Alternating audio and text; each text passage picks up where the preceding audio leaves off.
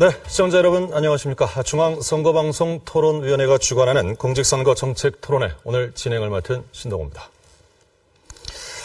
공직선거 정책 토론회는 오는 4월 13일 제20대 국회의원 선거를 앞두고 각 당의 주요 정책에 대한 입장을 들어보기 위해서 모두 3차례 마련했습니다. 오늘이 그 마지막 시간인데요.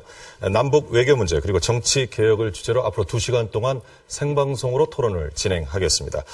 참고로 토론자는 정당의 대표자가 직접 나오거나 대표자가 지정한 자가 나올 수 있도록 공직선거법 제82조에 3회 규정하고 있습니다.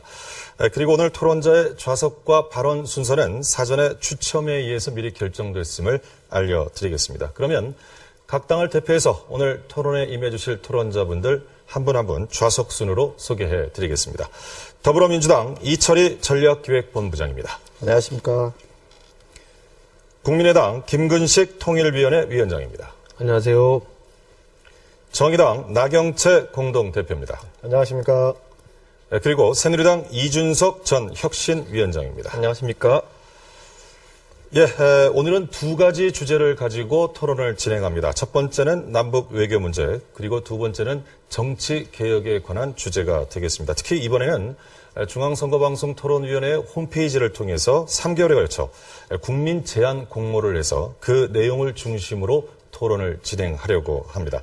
간략하게 본 토론에 앞서서 진행 순서를 소개해드리면 이렇습니다. 각 주제별로 먼저 사회자의 공통 질문에 대한 토론자의 답변을 듣고 자유토론 순서를 갖습니다. 그리고 상대를 지정해서 1대1 토론을 벌일 수 있는 주도권 토론 순서가 마련되어 있음을 고지해 드립니다.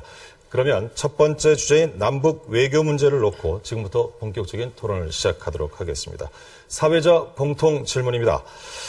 북한의 장거리 미사일 발사 시험 이후에 개성 공단이 중단됐습니다. 남북 관계가 얼어붙고 있는데 국민 제안 내용을 소개해드리면 이런 내용들입니다. 지금의 남북 관계 어떤 입장입니까? 우리는 강경한 입장을 유지해야 하는 겁니까? 아니면 완화해야 합니까? 남북 관계 개선을 위해서는 대화로 풀어가는 것이 맞는지요? 또 대화가 가능한 건지요? 라는 제안들이 있었음을 알려드리고요. 이제 각 당은 대북 관계에 대한 진단을 어떻게 하고 있고 해법, 정책 방향을 어떻게 갖고 있는지 듣도록 하겠습니다. 먼저 더불어민주당 이철희 본부장께 기회 드립니다. 북한이라는 상대를 협상에서 대하기가 참 쉽지 않습니다. 제멋대로 행동하기가 일수고요. 또 다루기 힘든 존재입니다.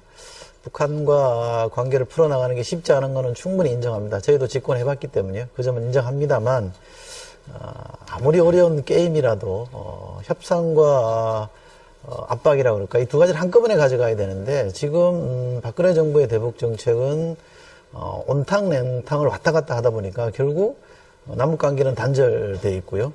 또 외교적인 측면에서도 이른바 트레이드마크로 내세웠던 균형 외교도 실종됐습니다. 또 한일 관계에서는 또 어떻습니까? 위안부 문제는 졸속으로 처리해서 위안부 할머님들이 지금 화를 내고 있고 국민들이 엄청나게 실망하고 있습니다. 외교라는 것이 또 남북관계라는 것이 상대가 있는 거기 때문에 마음대로 안 되는 거긴 합니다만 그런 점을 감안하더라도 박근혜 정부의 대북 정책이나 외교는 실패작이고 낙제점이라는 평가를 면할 길이 저는 없다고 봅니다. 좀 인색하게 들릴지 모르겠습니다만 이 점을 현실 있는 그대로 직시하고 들어가는 게 이후에는 달라지는 것의 출발점이라고 저는 생각하고요. 또 하나 국익에는 여야가 따로 없다는 얘기를 많이 하는데 이 말은 2가지 의미가 있습니다. 야당도 국익과 관련해서는 남북관계나 외교관계에서는 협조할 걸 협조해야 된다는 뜻이기도 합니다만 다른 한편으로는 여당도 야당을 파트너로 삼아서 야당의 목소리를 들어가면서 포용해가면서 같이 가야 되는 것인데 이게 상방의 과제인 거거든요. 그런데 이게 마치 국익과 관련된 문제면 야당은 침묵하라는 요구로 들리고 있기 때문에 여당이 더 넓은 자세로 야당을 포용하고 어깨동무해서 같이 가려고 하는 노력을 해줬으면 좋겠고요. 저희 당은 국익과 관련된 문제에서는 언제든지 협조할 생각이니까 손잡고 같이 가는 공생의 길, 공존의 길로 같이 가면 좋겠다는 말씀을 꼭 드리고 싶습니다. 예, 국민의당 김금식 위원장께 기회 드리겠습니다. 네, 지금 한반도가 위기입니다. 모든 국민들이 불안해하고 있습니다. 제 자식도 저에게 물어봅니다. 아빠, 정말 전쟁이 납니까? 지금 남북 관계가 최악인 것은 모든 국민이 알고 있고요. 전 세계 언론도 지금 한반도 상황을 예의주시하고 있습니다. 지금 한미 합동훈련을 맞이해서 미국의 움직이는 군단이라고 할 수 있는 스텔스 항공모함이 들어와서 B2, B-52, F-22 등 미국의 이른바 핵 전략 자산들이 한반도를 상해하고 있습니다. 거기에 맞춰서 또 김정은 또한 핵전쟁 선제 공격을 지금 공언하고 있고요. 또 우리는 또 우리대로 북한의 원점 타격과 참수 작전을 이야기하고 있습니다. 이미 말로는 전쟁 상태입니다. 이런 안보의 엄청난 위기 상황을 맞이하면서도 지금 우리 새누리당과 박근혜 정부는 어떻게 하고 있습니까? 안보의 탓을 야당 탓, 북한 탓으로만 전가하고 있습니다.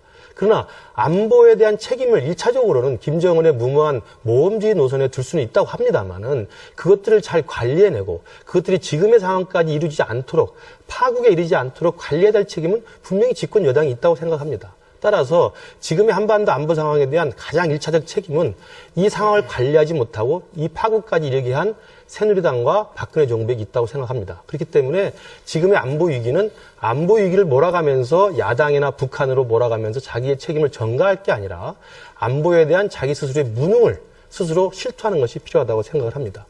또 두 번째로 말씀드리면 우리가 원하는 것은 튼튼한 안보입니다. 튼튼한 안보에 대해서는 여야가 저는 다 같이 공감하고 있다고 생각합니다. 그러나 튼튼한 안보만 가지고 한반도 문제가 해결되지 않기 때문에 튼튼한 안보를 기본으로 하면서도 가장 중요한 것은 대화를 통한 문제 해결, 그리고 평화적인 문제 해결, 한반도의 평화를 진작시킬 수 있는 다양한 지혜와 해법들을 모색해야 합니다. 그럼에도 불구하고 지금 박근혜 정부는 이 제재, 그리고 강압, 압박, 봉쇄에만 집중하고 있기 때문에 이 부분에 대해서는 지금 야당에서 힘을 모아서 여당에게 조언을 해야 된다고 생각합니다. 예, 계속해서 정의당 나경채 대표 발언해 주시죠. 네, 먼저 정의당은 북한의 핵 개발을 단호하게 반대합니다. 정부나 다른 당도 마찬가지일 것입니다. 그렇지만 정책을 집행하는 정부나 정권을 잡겠다는 정당이라면 단순한 반대가 아니라 실질적이고 실효적인 방안을 제시해야 됩니다. 정의당은 다음 20대 국회 임기 내에 한반도 비핵화와 평화체제를 이룩할 수 있는 담대한 실천을 촉구합니다. 이것을 위해서 비핵화 6자회담, 평화협정 4자회담, 북미 양자회담 등 포괄적 해법이 추진돼야 합니다. 그렇지만 지금 정부 여당은 강경하지만 강력하지 않는 조치로 즉자적인 대책과 발언을 남발하고 있습니다. 북한의 핵 능력이 증강될 동안 손을 놓고 있었습니다. 갑자기 개성공단 폐쇄 등 우리한테 오히려 자해적이라고 평가받는 조치를 일삼고 있습니다. 새누리당 역시 실효적이고 실질적인 해법을 내놓는 게 아니라 선거용 안보 포퓰리즘을 남발하고 있습니다. 더 심각한 것은 저는 야당의 혼선이라고 생각합니다. 더불어민주당과 국민의당은 호남에서는 햇볕 정책과 평화 정책을 계승한다고 주민들에게 말하고 있지만 여의도에서는 실제로 새누리당과 다를 바 없는 발언을 계속 이야기하고 있습니다. 더불어민주당 김종인 선대위원장의 북한 괴멸론, 국민의당 이상돈 공동선대위원장의 햇볕 정책 실패론이 그렇습니다. 정의당은 정부 여당의 폭주를 견제하고 대화 복원을 통해 남북관계를 실질적으로 해결하는 데 앞장서겠습니다. 예, 계속해서 새누리당 이준석 전 위원장 발언 기회드립니다. 예, 사실 외교를 놓고 안보를 놓고는 새누리당은 원칙을 지켜가고 있습니다. 바로 상호주의 원칙을 지켜가고 있는 것인데요. 강력한 안보를 바탕으로 북한이 변화를 일으키길 자발적으로 받아들일 때 그때 우리가 거기에 따른 어떤 유화적인 제스처를 취할 수 있는 것이 바로 상호주의 원칙인데요. 지금 국제적으로 보았을 때 독재 정권이 무너진 사례 등이 내부에서 무너진 사례도 있겠지만은 지금 김정은 정권과 같이 어떤 모험적인 어떤 행동을 즐기는 정권, 과거의 카다피 정권이라든지 아니면 이라크의 사담 후세인 정권 같은 경우에 적극적인 국제사회의 제재 등으로 인해 가지고 변화가 일어났습니다. 지금 예를 들어 개성공단 같은 경우에도 지금까지 하나의 어떤 햇볕 정책의 대표적 사물로서 거론되었지만은 안타까운 점이 있다면은 우리가 개성공단이 또 하나의 오히려 볼모로 작용했던 그런 점도 있었다는 점입니다. 그렇기 때문에 제 생각에는 이번에 하나의 변화를 가져오기 위해서 새누리당에서는 좀 더 강화된 형태의 상호주의를 추진해 보려고 합니다. 지금 일례로 보자면은 민간 기업을 통해 가지고 북한의 어쨌든 변화와 개혁을 이끌겠다는 어떤 한 10년간의 핵벽 정책의 시도 지금까지 어떤 결과로 돌아왔습니까? 올해 핵무기 개발과 더불어 가지고 지금 개성공단에 투자를 했던 또 금강산 관광에 투자를 했던 그 현대 아산 같은 경우에 모기업 자체가 흔들리고 있습니다. 왜냐하면 정부가 앞장서서 불확실성을 가진 사업에 투자라고 권했기 때문인데요. 역시 믿을 수 없는 집단이었기 때문에 지금 우리의 북한에 투자했던 자산들은 동결되고 또 매각당할 위기에 처했습니다. 이런 점을 보면서 앞으로 과연 국민 여러분께서는 북한에 대한 무조건적인 어떤 유화 조치가 과연 북핵 문제 해결에 도움이 될 수 있겠는지에 대해 가지고 엄중하게 판단해 주시려 믿습니다. 예. 네 당의 모두 발언을 들었습니다만 사회적 공통 질문에 대한 답변과 자유토론 앞에서 모두 6분씩 기회가 있는데 4분 남짓씩 가지고 계십니다. 지금 발언을 통해서 여러 가지 주제거리가 다 나왔는데요. 이른바 남북 외교 문제를 벗어나지 않는 범준에서 지금부터 자유토론 들어가겠습니다. 어느 분부터 먼저 시작하시겠습니까? 예, 김건식 위원장께 드리죠. 예, 이준석 전 위원장님께서 말씀하신 것에 조금 이제 반론을 좀 드리고 싶은데요. 국제사회의 제재와 개입이 필요하다는 것은 뭐 모두가 인정하는 바입니다. 왜냐하면 북한이라는 잘못된 행위자가 잘못된 행동을 했을 때는 당연히 응당히 국제사회가 공통된 의견으로 개입을 할 수밖에 없습니다. 그렇기 때문에 우리나라도 또 중국도 러시아도 유엔 안보리 대북제재 참여를 하고 있고요. 그러나 국제사회에서 제재라는 것은 잘못된 행위를 하는 그 행위자의 잘못된 행동을 바꾸기 위한 또 잘못된 행동을 선한 행동을 유도하기 위한 제재여야 됩니다. 그렇기 때문에 이 제재와 개입은 일견 정당하면서도 이것이 온전하게 정당하기 위해서는 제재와 개입 자체가 목적이 아니라 제재와 개입을 통해서 어떻게 하면 북한이 협상의 장애, 대화의 장애, 평화적 해결의 장애 나올 수 있는가를 열어놔야 된다는 생각이 있습니다. 그렇기 때문에 지금 말씀하신 제재와 개입이 무조건 정당하다고 말씀하시는 건 지금의 한반도 안보위기 상황에서는 이 박근혜 정부에서는 제재 이후에 다음 출구들을 지금 모색하지 않는 상황에서 저는 좀 안타깝다는 말씀을 드리고요. 또 하나는 개성공단 말씀을 하셨는데요. 개성공단과 관련해서는 저는 그렇게 들은 바가 있습니다. 지난 2013년이죠. 박근혜 대통령이 출범하시자마자 그 북한이 개성공단을 폐쇄를 한 적이 있습니다. 그때 개성공단 폐쇄를 놓고 상당히 많은 찬반 논란이 있었습니다만 제가 기억하기로는 그때 당시에 새누리당 안에 의원들 내부에서도 개성공단은 오히려 남쪽의 자본주의 바람, 시장경제의 바람이 북으로 올라가는 통로이기 때문에 유지해야 된다는 의견들이 굉장히 많았습니다. 그렇기 때문에 지금 새누리당 비대위원장을 하셨던 우리 이준석 위원장이 말씀하신 정말 개성공단은 볼모의 역할밖에 하지 않았는가? 아니면 개성공단이 우리가 원하는 북한 변화를 이끌어내기 위한 긍정의 역할을 하지 않았는지 좀 묻고 싶습니다. 네. 예. 사실 방금 말씀하신 부분에 제재가 유효해지려면은 북한이 어떤 성의를 보여야 됩니다. 그리고 그 성의를 보이는 과정이라는 거는 우리가 구체적으로 명확하게 제시하고 있습니다. 핵의 불능화 조치, 핵의 영구적인 폐기를 저희가 요구하고 있고요. 실제로 이런 과정이라는 것은 우리가 생각한 것보다 길어질 수 있습니다. 최근에 보면 이란이 사실상 핵포기 선언을 하면서 다시 한번 국제사회 일원으로 참여할 수 있는 기회를 얻었는데요. 이 과정에 거의 30년이 넘는 기간이 걸렸다는 것들은 아마 익히 알고 계실 겁니다. 그렇기 때문에 이 제재라는 것은 결국 아까 말씀하신 것처럼 대화의 장을 이끌어내기 위한 어떤 원칙에 입각해서 들어가고 있는 것이지 이것에 있어가지고 무조건적인 또 대화를 이끌어내기 위한 어떤 타협이 있어가지고는 제재가 제대로 동작하기가 어렵습니다. 그리고 지금 개성공단에 대해서 말씀하셨지만은 물론 박근혜 정부 초기에도 개성공단을 어떤 지렛대 삼아가지고 또 하나의 북한의 개혁 개방을 이끌자는 그런 취지의 언급도 있었습니다. 하지만 지난 2년 동안 북한은 오히려 그것을 이용해서 역으로 지렛대 삼아서 도발 행위를 일삼지 않았습니까? 그러다 보니까 정부 내에서도 충분히 국민 여론상 축적된 것을 보면은 북한이 더 이상 개성공단 하나의 볼모로 사용하고 또 지렛대로 삼아서 우리 안보를 흔드는 것을 용납하지 않겠다라는 형태로 전환한 것이 아닌가 이렇게 판단할 수 있을 것 같습니다. 예. 나경치 대표께 드리죠. 네, 이준석 위원장의 이야기에 좀 몇 가지 반론을 제기하겠습니다. 개성공단은 북한이 이를 뭐 인질처럼 볼모처럼 잡고 있었다거나 하는 성질로 일면적인 것으로만 볼 수는 없습니다. 왜냐하면은요, 개성공단은 단지 어떤 경제적인 이익을 우리한테 준 것뿐만 아니라 정치 군사적인 의미도 있었습니다. 남북한 주민들의 적대감이 해소되어 가는 효과가 분명히 있었고 동질감이 회복되는 과정도 있습니다. 직접적으로는 휴전선, 개성 일대 휴전선 부근에 있던 북한 군이 후방으로 이전하게 하는 효과도 있었습니다. 다시 전방으로 배치되고 있죠. 이런 것처럼 개성공단은 단지 우리가 북한에게 어떤 인질과 볼모로 제공했던 것뿐만 아니라 직접적이고 군사적이고 또 동질성 회복과 관련된 의미가 있었다 이렇게 볼 수 있고요.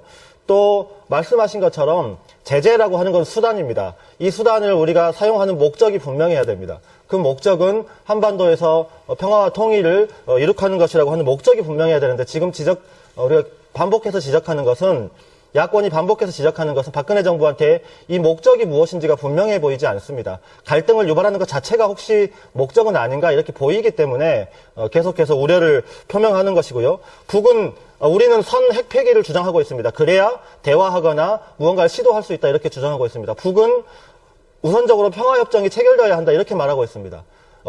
이 두 가지를 선제 조건으로 동시에 하는 것은 불가능합니다. 이렇게 말하면 이것을 조화롭게 해결하기 위해서 박근혜 정부는 분명하게 입장을 가져야 되는데 제재 자체가 수단이지 목적이 되어서는 안 됩니다. 따라서 박근혜 정부 지금 이 정책에 대해서 야권이 질타를 하고 있는 것은 수단과 목적이 전도되었다. 목적이 정확히 보이지 않는다라고 하는 점을 분명히 알 필요가 있는 것 같습니다. 예. 제가 이철 말씀- 위원장, 네. 본부장 말씀을 듣고 드릴까요? 예. 하시죠. 제가 질문을 보태는 게 질문은 아니고요. 제가 모두에서 말씀드렸습니다만 북한이라는 아까 우리 김건식 위원장 말씀처럼 나쁜 행위자를 상대하는 게 참 쉽지 않습니다. 이 더불어민주당이 집권했을 때도 그런 어려움을 겪었던 바가 있기 때문에 충분히 그 사정은 이해하고요. 또 남북 관계를 풀어가다 보면 단기적으로 경색될 수도 있고 단기적으로 나쁜 일이 벌어질 수도 있는데 그것도 다 충분히 감안합니다. 문제는 새누리당이 집권한 지 지금 8년 차입니다. 근데 우리 이준석 전 대표 말씀 들어보면 아직까지도 지난 정부 탓을 하고 있어요. 아직까지도 햇볕 정책 때문에 뭐가 잘못됐다고 얘기해요. 북한의 핵실험이 새누리당 집권하고 나서 없었습니까? 충분히 집권하고 8년이나 집권했는데도 왜 아직도 과거 정부 탓을 하고 있는 건지 도통 알 수가 없는 거고요. 저희가 말하는 거는 노선을 선택하는 것에 대해서 이런 점도 좀 고려하라고 문제 제기는 야당의 기본 몫입니다. 강경 스탠스로만 취했을 때 남북관계 안 풀렸을 때는 야당이 이런 것도 좀 참작하셔야 됩니다. 이런 것도 고려하셔야 됩니다라고 조언을 해주는 거라고 하면 그 조언을 수용해서 가면 되는 거거든요. 문제는 계속 잘 가고 있으니까 문제없다라는 이 고집 때문에 안 풀리는 거기 때문에 지금 우리가 박근혜 정부에 요구하는 것은 잘못되고 있는 거 인정하고 갑시다. 그러면 우리도 열심히 돕겠습니다는 거 아닙니까? 근데 왜 자꾸 잘못을 인정 안 하는지 잘 이해가 안 됩니다. 사실 북한과의 관계에 있어가지고 박근혜 정부가 처음에 유화적인 제스처를 보내는 부분이 미진했다고 표현하기에는 사실 국민들도 많이 기억하고 계실 겁니다. 처음에 드레스덴 선언이라든지 아니면 여러 가지 유화 제스처가 있었지만은 그에 대한 북한의 호응이 거의 전무했습니다. 뭐 전무하다기보다도 오히려 여러 가지 도발을 일삼았기 때문에 그렇기 때문에 충분한 국민 여론이 지금 적층되어서 개성공단 폐쇄에 대해 가지고 우세한 여론이 나오고 있는 것이 아닌가. 이 부분도 야당이 한번 검토해야 되지 않나 하는 생각이 듭니다. 그 남북 관계에서 또 특성이라는 게 있잖아요. 근데 그 여론이라는 건 저도 충분히 뭐 이렇게 언론을 통해서 보도되는 여론을 보면 북한에 대해서 우리 국민들이 굉장히 불신하고 화가 나 있는 건 맞습니다. 또 그런 걸 참작을 해야죠. 그러나 남북 관계라는 특성을 감안하면 그 여론만 따라갈 일은 아니거든요. 여론을 설득하고 하는 부분도 반드시 필요합니다. 그게 지도자의 목 아닙니까? 그리고 남북 관계에서만 왜 여론만 따라갑니까? 국내 문제에서는 전혀 안 따라가는데. 필요할 때는 여론을 따라간다 그러고 필요하지 않을 때는 여론을 의식하지 않는다라. 이건 이분법은 저는 틀렸다고 보고요. 남북관계는 지도자의 철학과 노선이 전 중요하다고 보는데 박근혜 대통령이나 박근혜 정부는 국내 정치적으로 이걸 이용하고 있는 거는 누가 봐도 다 아는 사실 아닙니까? 8.15 합의해서 잘 풀어나가다가 갑자기 또 단절시켜버리고 이렇게 되면 이게 이 후과는 오래 가는 거거든요. 북한이라는 예측 불가능한 상대일수록 저는 대화의 끈을 유지하는 게 맞다고 보는데 그런 점에서 그 점을 좀 충분히 감안해달라라고 지금 야당이 요구하는데 이 야당의 요구를 너무 일축하고 있잖아요. 이건 옳은 자세가 아닌 겁니다. 저는 여기서 지금 3당이 가지고 있는 견해가 지금 북한이 지금 대화의 자세를 보이고 있는데 우리가 대화의 자세를 보이지 않기 때문에 그러는 것이다라고 혹시 판단하고 계신 것이라면 상당히 우려스럽습니다. 왜냐하면 북한에서 지금 핵 실험 이후에 꾸준히 그 다음 단계들을 진행해가고 있습니다. 최근에 보면 김정은이 SLBM이라고 하죠. 이제 핵미사일을 잠수함에서 발사할 수 있는 형태의 어떤 무기도 연구하고 있고, 또 그 탄도미사일 연구 같은 건 꾸준히 진행하고, 또 지난 한 달 동안만 해도 얼마나 많은 탄도미사일 발사 실험 했습니까? 그렇기 때문에 그런 부분에 대해서 질책하기보다 오히려 왜 정부의 어떤 유화 제스처에 대한 부분만 지적하시는지 이 부분이 약간 안타깝습니다.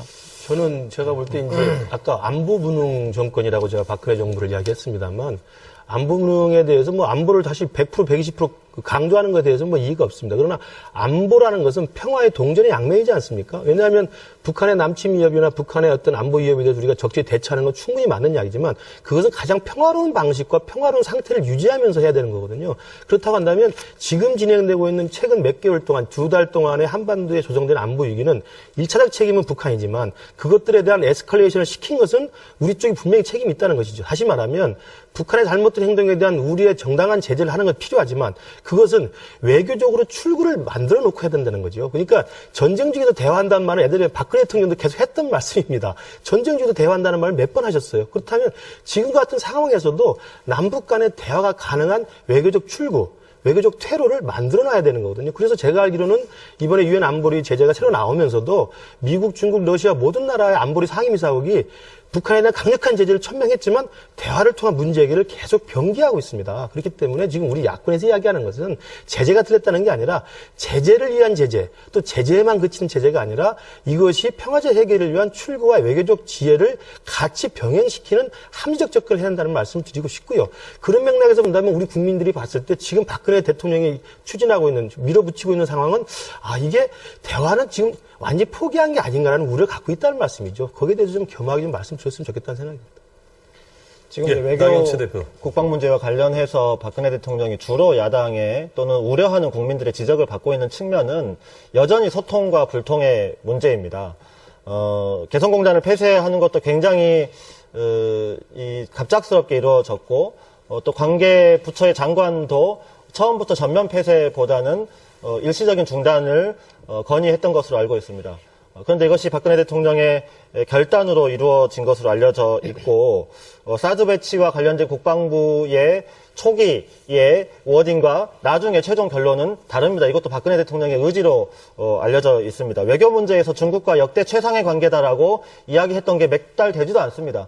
그런데 지금 이 문제와 관련해서 중국의 책임론을 또다시 제기하고 있는 우왕좌왕, 원칙 없고 흔들리는 것처럼 보인다. 안정적이지 않다. 무엇보다 편안함과 안정감을 줘야 되는 외교 국방 개북 문제에서 대통령의 말과 행동이 안정적이고 일관되게 보이지 않는다. 그런데 이것이 원인이 이 참모들의 말을 적극적으로 수용하고 국민들의 의견을 듣고 야당과 대화하지 못하는 것에서 기인한 것 아닌가. 그런 의미에서 정의당은 대통령의 국방 외교 남북관계에 대한 이런 일련의 정책적인 판단을 폭주라고 표현하고 있는 것입니다. 예, 다음 어느 분이 이어가시겠습니까? 그 안보를 등한시하거나 안보를 소홀히 하는 야당은 저는 없다고 생각합니다. 대한민국 어느 정당이고 어느 정치 세력이고 어느 국민이든 우리 안보를 튼튼히 지켜야 되는 데 대해서는 시비 걸 사람이 저는 아무도 없다고 생각하는데 제가 이렇게 되묻고 싶은 게 하나 있어요. 안보 외치는데 그러면 이 정부가 또는 새누리당 8년 동안 안보 잘 지켜졌습니까? 목함 지뢰는 어느 정부 때 터진 일입니까? 노코 기수는 도대체 언제 벌어진 일입니까? 구멍이 숭숭 뚫려 있는데 왜 목소리만 안보를 외치냐고요. 민생은 거들나 있는데 민생을 외치는 것이 거짓말이듯이 안보는 실제적인 안보는 안 지키면서 안보만 외치는 거는 그것도 거짓말 아닙니까? 야당에게 안보 자꾸 이렇게 강조할 게 아니라 실제 물샐 틈 없는 안보 태세를 갖추는 게 더 중요한 문제거든요. 저는 이것도 사실은 짚어봐야 되는 문제입니다. 어느 정부든 안보 문제는 하나하나 휴전선에부터 하나하나 지켜내는 게 중요한데 여기서는 구멍이 숭숭 뚫려 있는데 야당에게는 왜 안보를 중요시하지 않느냐고 공박하는 거? 이거 앞뒤가 안 맞는 거 아닌가요?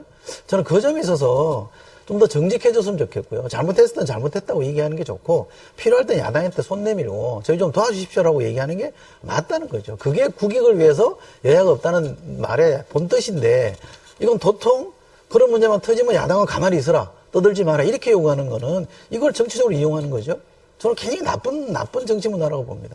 예, 아마 여당이 안보 부분에 있어가지고 국민들의 더 많은 지지를 받는 이유는 방금 말씀하신 부분과 달리 실제로 행동에 있어가지고 북한이 어떤 도발을 감행하는 것 자체는 저희가 막을 수는 없습니다. 뭐 작정하고 쏘는데 어쩌겠습니까? 근데 그 쐈을 때 그 반응에 있어 차이가 극명하기 때문입니다. 과거에도 보면은 지난 정부들에서 예를 들어 서해, 연평도 해역이나 이런 곳에서 교전이 있었을 때 그때 지난 정부들이 반응했던 것들 어떻게든 쉬쉬하려고 했던 그런 모습과 달리 지금은 즉각적으로 북한을 규탄하고 그리고 그에 대한 제재 조치를 가하려고 하는 모습 자체가 아마 극명한 대비로 비춰졌기 때문에 안보면에 있어서 아무리 말로 설득한다라도 지금 국민들에게는 야권이 공감하기 어려운 부분이 있지 않나라는 생각을 하게 됩니다. 국방력을 충분한 수준으로 유지하고 도발을 막기 위한 어떤 투자를 했다고 한다면은 그것을 실제 행동으로 보여줘야 되는 것도 하나의 정치인으로서의 의무가 아닐까 이런 생각하게 되는 것이고요. 그 행동이라는 거는 실제 매일매일 매 순간 안보를 지키는 데서 나타나야 되는 거지 큰 목소리로 야당을 공박하고 북한에게 강경태세를 취하는 것만이 전부는 아니란 얘기예요. 너무 습관적으로 그 방식을 쓰고 그것만을 가지고 마치 안보 정당인 것처럼 얘기하는데 실제로 성과를 따져보면 실적을 따져보면 우리가 민생지수라는 표현을 쓰는데요. 안보지수라는 말을 쓸 수 있다면 빵점이에요. 저는 그래서 역으로 한번 여기 계신 야당분들께 질문 드리고 싶은 게 뭐냐면 우리의 요구사항은 너무 극명합니다. 우리는 핵을 만들지 말았으면 좋겠다. 핵이 하나의 민족 간의 위협 수단으로 사용되지 않았으면 좋겠다라는 것을 정부에서 원칙으로 천명했습니다. 그렇다면 과연 북한의 원칙은 무엇입니까? 제재를 풀면 그들이 핵을 개발하지 않는다는 보장이 있습니까? 군비 경쟁을 하지 않는다는 보장이 있습니까? 거기에 대해서 북한이 한 번이라도 극명한 대답을 한 적이 있습니까? 제가 볼 때는요. 김근식 위원장. 그리고 가급적으로 제가 그냥 질문을 마무리하자면은 그걸 지금 단순히 우리의 야권의 추측이 아니라 북한에서 어떤 선결 과제로 내건 것이 있다면은 명확하게 좀 밝히고 그것이 과연 우리가 또 지킬 수 있는 것인지 평가해 주셨으면 좋겠습니다. 제가 말씀드리겠습니다. 비핵화에 대해서 그 어떤 야당도 반대하지 않습니다. 한반도 비핵화는 모든 국민들이 동의하는 국정 과제입니다. 그러나 한반도 비핵화라는 것을 동의하지 않는다고 야당을 공격할 게 아니라 한반도 비핵화를 실질적으로 실현할 수 있는 구체적인 정책의 수법과 해법을 가지고 있느냐를 지금 우리가 묻고 있는 거잖아요. 그러니까 박근혜 대통령이 지금 3년 내내 비핵화를 강조하고 있습니다. 비핵화가 진행됐습니까?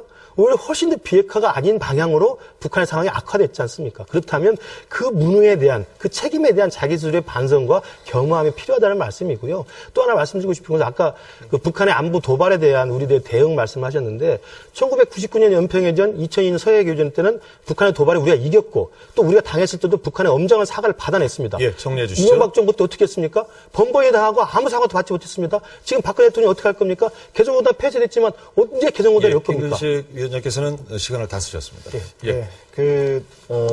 이준석 위원장님의 이야기는 심각하게 유감입니다. 왜냐면은요, 박근혜 대통령의 외교정책, 이 정부의 외교정책의 문제점은요, 대통령 스스로 이렇게 밝혔습니다. 후보 시절에 한반도 신뢰 프로세스, 유라시아 이니셔티브 동북아 평화 구상을 통해서 남북 문제 해법을 모색하겠다라고 했습니다. 이걸 수단으로 해서 남북 문제를 해결하겠다라고 공언한 것입니다. 그런데 이 수단이 되는 세 가지 중에 무엇이 실현되고 있습니까? 아무것도 안 됐습니다. 따라서 그 목적, 남북 문제를 개선하지 못했습니다.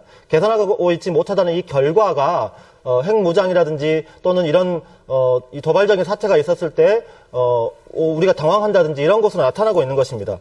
이전 시기에 대통령들 예를 들어서 6.15 뭐 발표를 했던 또는 뭐 남북 정상회담을 했다거나 통일 문제에 대한 여러 가지 공감대를 확인했다거나 하는 이전 정부의 업적이라고 할 만한 것이 있습니다. 박근혜 대통령의 업적이 무엇입니까?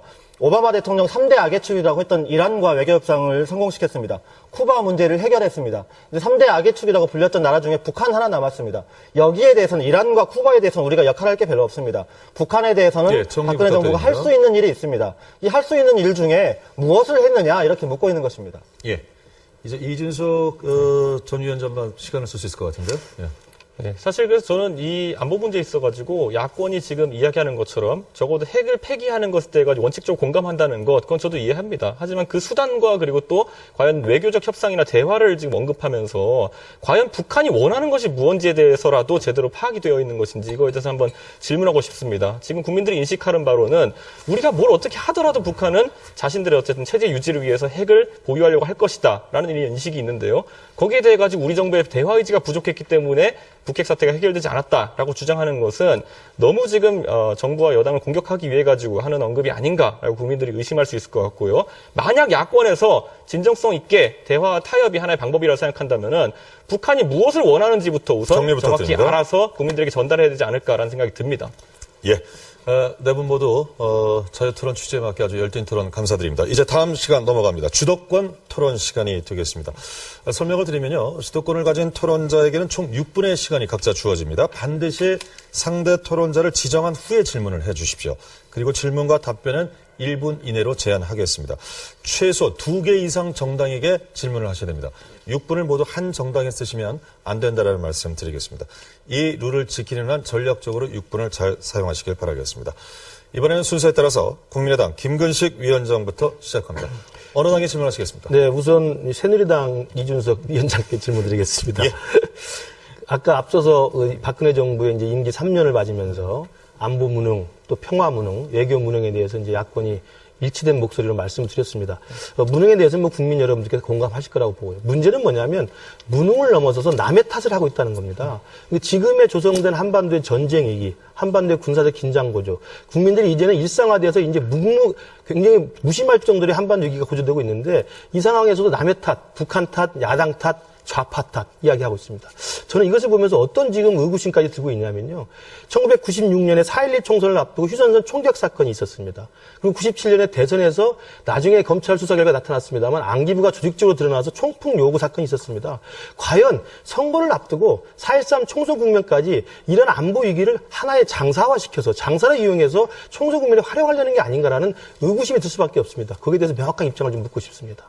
실제로 새누리당 입장에서는 과거에 지방선거를 앞두고 천안함 폭침에 의해 가지고 지방선거 압승이 예상되었지만은 호사가들은 그렇게 얘기했죠. 하지만 실제 민심은 그렇게 드러나지 않았던 적이 있기 때문에 어떤 북풍이라고 하는 것을 선거의 전략으로 채택하기에는 상당히 부담이 있습니다. 그리고 그렇게 하는 것 당연히 안 되고요. 그렇기 때문에 오히려 지금 저는 약간 우려스러운 것이 뭐냐면은 모든 대통령의 어떤 외교 활동이나 아니면 대북 활동에 대해 가지고 지금 그 야권 대변인들의 논평을 보면은 2016년 3월 9일에 보면 유성화 부대변인 같은 경우에는 이 모든 것을 안보 장사라고 통칭했습니다. 그런데 이것을 안보 장사라고 통칭했을 때 과연 북한의 도발에 적극적으로 대응하는 모습 자체가 과연 오히려 안보 장사라는 어떤 프레임을 잡아가지고 오히려 선거 이용하려고 하는 것이 아닌지 야당에 되묻고 싶습니다.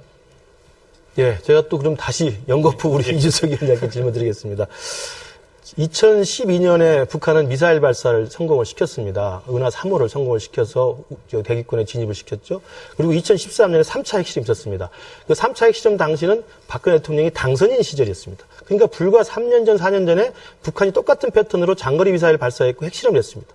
그때 북한은 오히려 개성공단을 폐쇄했던 북한에 대해서 박근혜 정부 초기에는 박근혜 대통령께서 개성공단을 어떻게든 유지해야 된다는 입장을 가지시고 7차례에 걸친 개성공단 실무회담을 인내를 끈기를 가지고 버텨서 결국 성사를 시켰고 개성공단을 정상화시켰습니다. 3년이 지난 지금 똑같은 패턴인데요. 북한이 핵실험을 금년에 했고 장거리 미사일을 발사했습니다. 근데 이번에는 박근혜 대통령이 먼저 나서서 개성공단 폐쇄를 강행합니다. 저는 박근혜 대통령이 여쭤보고 싶습니다. 3년 전에 북한의 도발과 지금의 도발이 무슨 본질적 차이가 있는 건지, 3년 전에는 왜 박근혜 대통령이 나서서 개성공단을 어떻게 정상화하려고 노력을 하셨고, 지금은 먼저 나서서 개성공단을 아예 영구 폐쇄시키시는 것인지, 도대체 북한에 대해서는 무슨 억하심정이 있어서 그러신 건지, 혹시라도 제가 볼 때는 개인적으로 내 임기 때 감히 내 임기 때 이게 도발을 해? 못 참겠다. 이런 좀 배신의 정치에 대한 또 다른 복사판이 아닌지 좀 궁금합니다. 어떻게 생각하십니까? 아이고야, 김근식 위원장께서 그걸 개인의 배신의 정치를 표현하시니까 뭐 사실 이런 엄중한 토론 자리에 약간 어울리진 않는 발언 같고요. 그런데 지금 봤을 때 패턴, 상대의 도발 패턴이 똑같다고 해서 대응이 똑같을 수는 없는 상황입니다. 왜냐하면 핵이라고 우리가 단순히 표현하지만은 핵 위험이라는 건 상당히 고도화되고 있습니다. 단순히 지하 핵실험 그 자체를 넘어서 가지고 이제 탄도미사일 위협까지 실제화되고 있고 일정에 맞추어서 핵무기 소형화라든지 여러 가지 진행되는 것이 보이고 있기 때문에 유화라는 거는 물론 우리가 시간적 여유와 그리고 정신적 여유가 있을 때 할 수 있는 방법 중 하나입니다. 하지만 지금 그것에 대해 가지고 한 가지 노선을 계속 견지하기에는 나중에 북한이 실제로 소형화된 탄두와 핵무기를 다 보유했을 때, 탄도미사일을 보유했을 때 이 위협에 대처하는 방식 자체는 달라질 수 있기 때문에 지금부터 미리미리 제재와 그리고 또 다른 수단을 강구하는 것이 당연한 어떤 정책 변화가 아닐까 하는 생각이 듭니다. 예, 개성공단 폐쇄를 강행하는 것이 3년 전에 북한의 도발을 다시 막을 수 있는 비법이라고 생각하는 것에 동의하지 않고요. 그렇지만 어쨌든 3년 전에 똑같은 상황에 3년 후에 전혀 다른 대책을 내놓는 것은 좀 이해하기 힘들다고 생각이 들고요. 마지막으로 이 더불어민주당의 이철희 본부장께 좀 질문을 드리겠습니다. 앞서 이야기가 나왔습니다만은 제가 오기 전에 더불어민주당의 강령을 좀 살펴봤습니다. 강령의 특히 외교안보 통일 분야에 대해서는 저희 당과 크게 다르지 않습니다.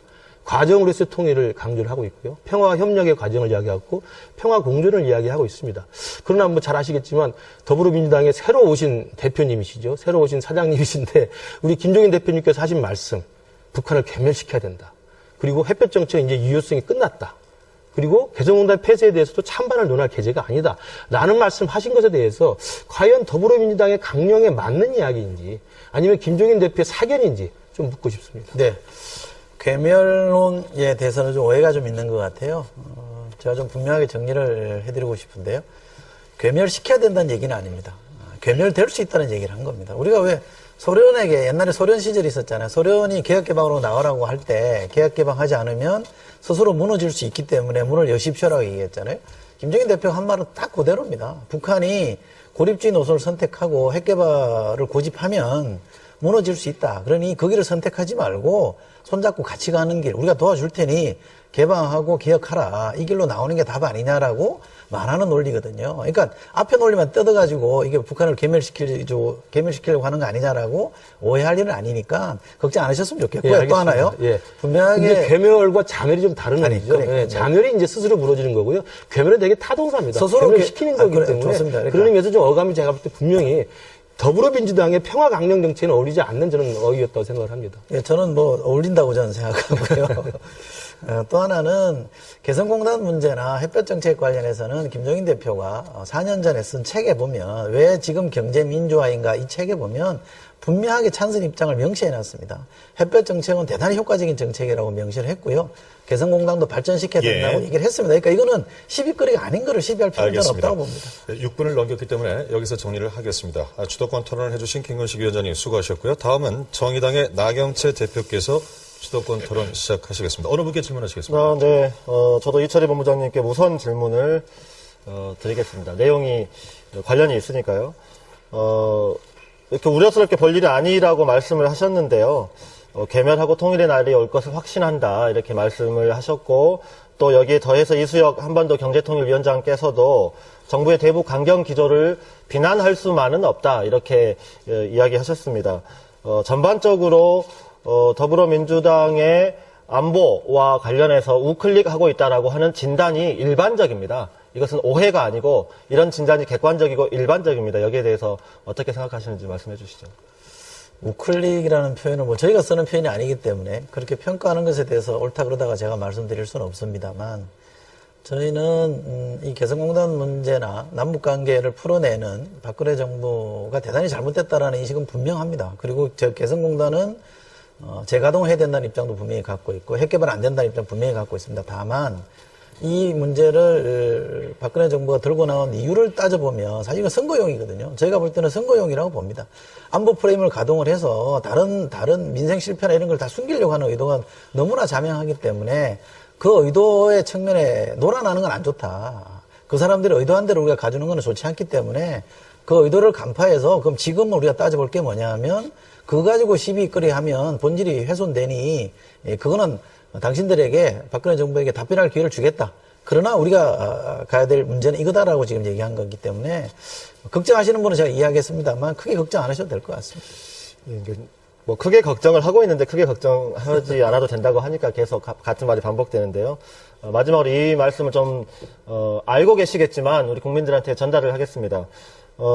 백낙천 교수, 임동원 전 장관 이런 분들 대체로 지금의 제1야당과 함께 일을 했거나 지지하시는 분들이라고 알려져 있는 분들입니다. 사회 원로에 속하는 이분들도 얼마 전에 평화통일의 시대적 사명을 통감하지 못하는 야당의 각성을 촉구한다라고 하는 공동 성명을 갑자기 발표하게 됐습니다. 발표할 수밖에 없는 상황이었죠. 한겨레 사설에서도요. 야당의 존재 의의가 없어진 안보 우클릭이라고 하는 사설과 기사를 내기도 했습니다.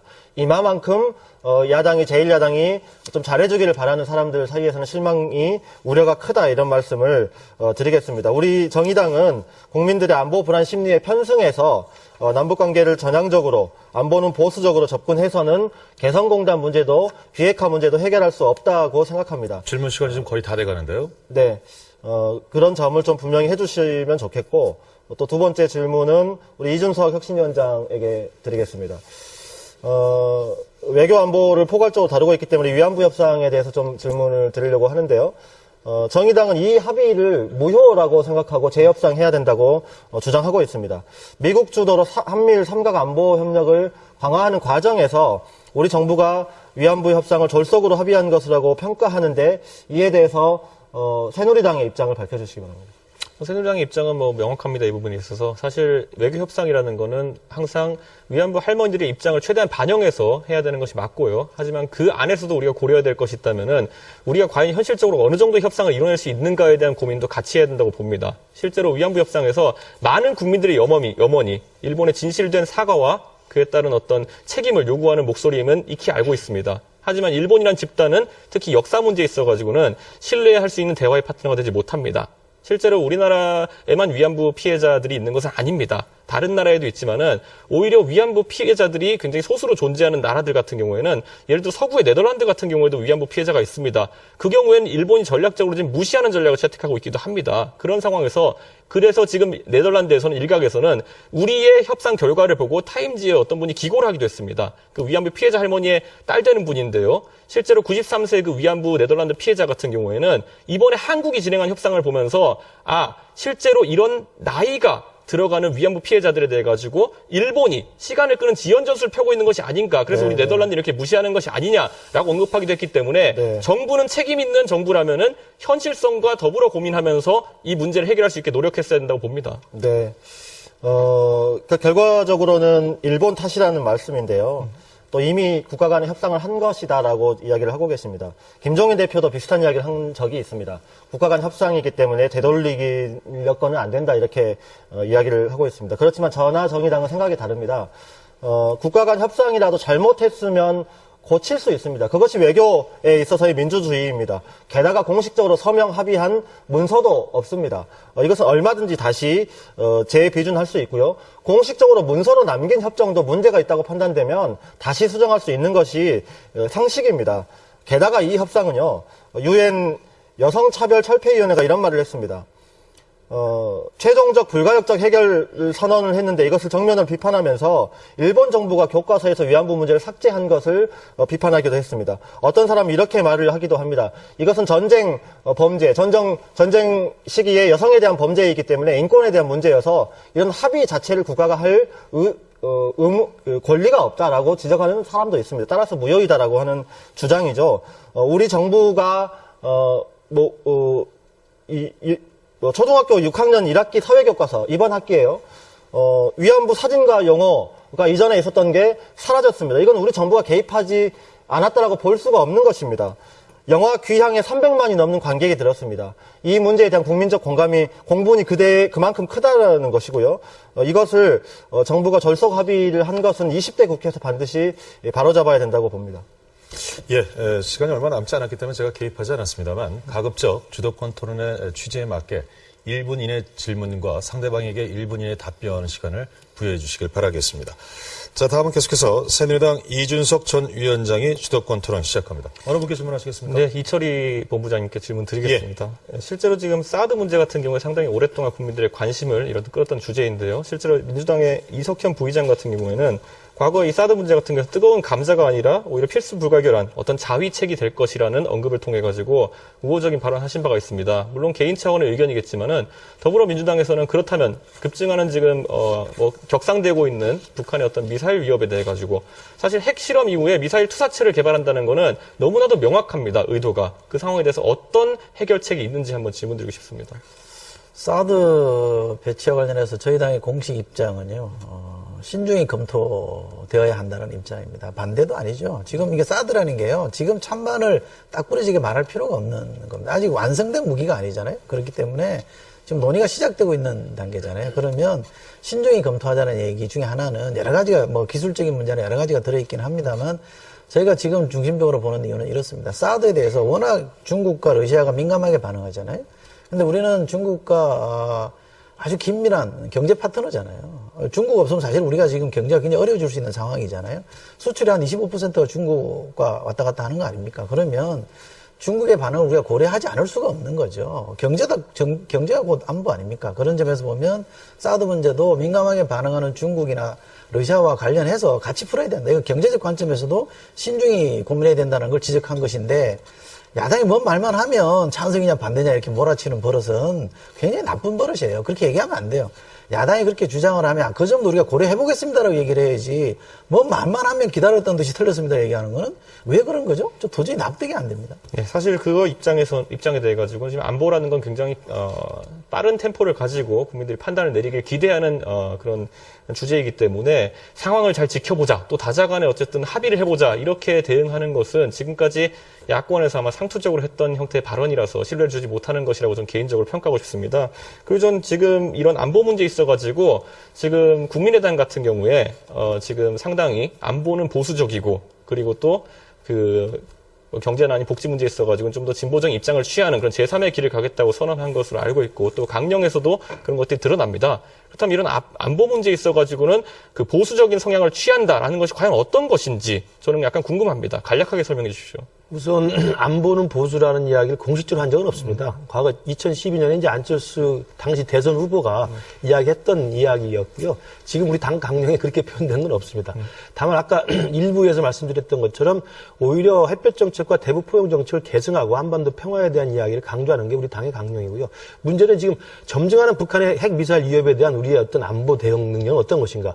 그러면서 본다면 우리 당에서는 사드에 대해서는 지금 당장 결정할 필요가 없다라는 입장입니다. 다시 말하면 사드가 갖고 있는 대북 억지력의 효과라는 것을 우리가 충분히 감안한다 하더라도 그 대북 억지력으로 얻을 수 있는 우리의 효과 말고 그것 때문에 우리가 지불해야 될, 감내해야 될 비용이라는 게 있습니다. 그건 군사적 비용뿐만 아니라 외교적 비용도 있고요. 한반도 평화 비용이라는 게 또 있습니다. 그런 코스트가 너무 크다면 우리가 사드로 해서 얻을 수 있는 그 베니핏, 이익보다 비용이 너무 많다 한다면 못하는 거거든요. 그러니까 그런 것들을 잘 따져보고 국민들에게 공론화시켜보고 여야 간에 협의도 해보고 4대국 간에 또 논의도 해보고 결정하자는 것이지 예, 지금 당장 섣불리 하는 것은 제가 볼 때 사드가 만능의 복음이 아니라는 말씀. 사실 의도를 좀 파악하기 쉽지 않은 것이 어떤 외교적 선택이든지 간에 반대급부가 존재하기 마련입니다. 과거에 박근혜 정부에서 선택했던 어떤 열병식 참여라든지 AI백 참여 같은 것도 다 반대급부가 있으면서 또 어떤 정치 효과를 노리고 한 것일 텐데 이번에도 아마 사드 같은 경우에도 그런 원칙이 적용되었다고 저는 믿고 있습니다. 근데 지금 약간 우려스러운 것은 그렇다면은 국민의당 같은 경우에 지금 안보에 있어가지고 어떤 보수층 유권자가 보기에는 전혀 그렇다면 지금까지 어떤 보수층이 가지고 있던 방법과는 다른 노선을 걷겠다라는 것으로 이해해도 될까요? 그렇지 않습니다. 진보 일각에서 사드를 무조건 반대하는 것과 다른 거죠. 그러니까 사드가 갖는 군사적 억지력의 유용성은 인정하는 거죠. 햇볕 정책에 대한 적극적 지지를 표현하시는 겁니까 그러면? 햇볕 정책은 당연히 강령히 개정하고 돼 있습니다. 그러나 그것은 개정에 멈추는 게 아니라 진화시키는 걸로 우리 이야기하고 있습니다. 그러니까 햇볕 정책이 있었던 1997년, 8년의 김대중 대통령 출범 시기와 2016년에 한반도 상황이 다르지 않습니까? 북한의 상황이 다르지 않습니까? 그러나 햇볕 정책의 기조, 과정으로서 통일, 평화 협력을 통한 점진적 통일이라는 것을 이어가되 그걸 실현하는 방법은 여전히 진화된 방식을 해야 된다는 말씀을 드리고요. 또 사드 관련해서는 제가 아까 외교적인 결단 그 부분 질문 비용을 말씀하셨는데 드리겠습니다. 천안문 성로에 우리 박근혜 대통령이 가셔가지고 시진핑 주석과 정말 아름다운 그런 모습을 보였습니다만 막상 북한이 핵실험했을 때 우리 대통령이 그렇게 바랐던 중국의 대북제재 참여가 어땠습니까? 그렇지 않지 않았습니까? 그러니까 외교라는 것은요, 가서 개인적으로 어떤 것을 우리가 준다고 해서 반대표를 반드시 받는 게 절대 아닙니다. 외교라는 건 굉장히 복잡한 거고 고차방정이지 않습니까? 그렇기 때문에 우리 정부가 중국과의 관계를 돈독히 한다고 해서 중국이 북한을 버리고 우리 편을 들어줄 거 생각하는 굉장히 순진한 생각이라고 봅니다. 그래서 지금 그 부분이 굉장히 모순적으로는 이해되는 것이 뭐냐면은 중국이 우리에게 실제로 열병식 참여 등 여러 가지 우리가 중국의 유화적인 정책을 했음에도 불구하고 도움을 준 바가 없었다라고 표현하면서 이번에 또 사드 배치에 대해 가지고 굉장히 중국의 눈치를 봐야 된다라고 표현하시는 것이 과연 중국은 우리의 우방국이 될 수 있는 것인가 아니면 이 대북 문제에 있어가지고 과연 어떤 조중 우호 관계를 넘어선 어떤 형태의 우리에게 도움이 될 수 있는가를 명확하게 설명해 주셔야 될 것 같다는 중국의 눈치를 보자는 게 아니고요. 예. 사드라는 것은 명확히 말씀드리면 사드는 미국이 찬성하는 것이고 중국이 반대하는 거잖아요. 우리는 그 미국과 중국 사이에 우리가 거기에 끼어가지고 고래등에 새우등 터질 필요가 없지 않습니까? 그런데 우리가 먼저 나서서 미국이 바라는 대로 사드 배치를 먼저 우리가 공론화했습니다. 그리고 언급을 대통령이 먼저 했습니다. 그러니까 중국도 미국을 때리기는 부담스러운데 한국을 때리기 쉽잖아요. 박근혜 대통령을 욕합니다. 왜 우리가 그런 짓을 자초합니까? 그럼 사드 문제는요. 미국이 주한미군의 안전을 보호하기 위해서 자기가 배치한다고 이야기를 했고 어떤 위협이 있더라도 고래가 있으면 새우는 아무것도 하면 안 된다라는 입장이거든요. 레이더망에 대해서 중국이 반대하는 거거든요. 그러니까 미국과 중국 사이 우리는 외교적 지혜를 발휘하면 되죠. 예, 알겠습니다. 외교적 지혜가 뭐냐는 거죠. 예. 제가 말씀드린 게 외교적 지혜. 이준석 전 위원장의 주도권 토론은 여기까지 정리하겠습니다. 수고하셨고요. 이제 마지막 순서입니다. 더불어민주당 이철희 본부장 주도권 토론 시작해 주시죠. 예, 어느 당부터 질문하시겠습니까? 제가 새누리당에게 질문을 드릴 텐데요. 우선 하나 정의당이 김종인 대표가 위안부 합의에 대해서 고칠 수 없다라고 말씀한 거는 오해라는 말씀을 드립니다. 지금은 고칠 여건이 아니라는 거죠. 우리가 야당이고 의석도 모자라는데 어떻게 좀 고칩니까? 지금 우리가 고치겠다고 나서는 것 자체가 공연불이 될 수 있기 때문에 지금 여건이 아니다는 말씀을 드렸다는 걸로 오해를 좀 풀어주셨으면 좋겠고요. 이준석 전 위원장에게 질문 드리면 유엔 안전보장이사회 결의가 2270호라고 있습니다. 들어보셨죠? 역대급으로 가장 강력한 대북 제재라고 하는데 거기 보면 상당히 강력한 제재들이 포함되어 있습니다.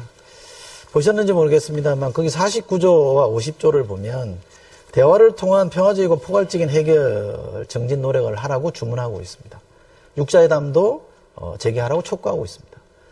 유엔 제재에서 유엔 결의에서 제재 부분 우리가 적극적으로 실효성 있게 실천하는 게 중요하다고 봅니다만 그러면 다른 한쪽인 대화 노력은 왜 안 하는 겁니까?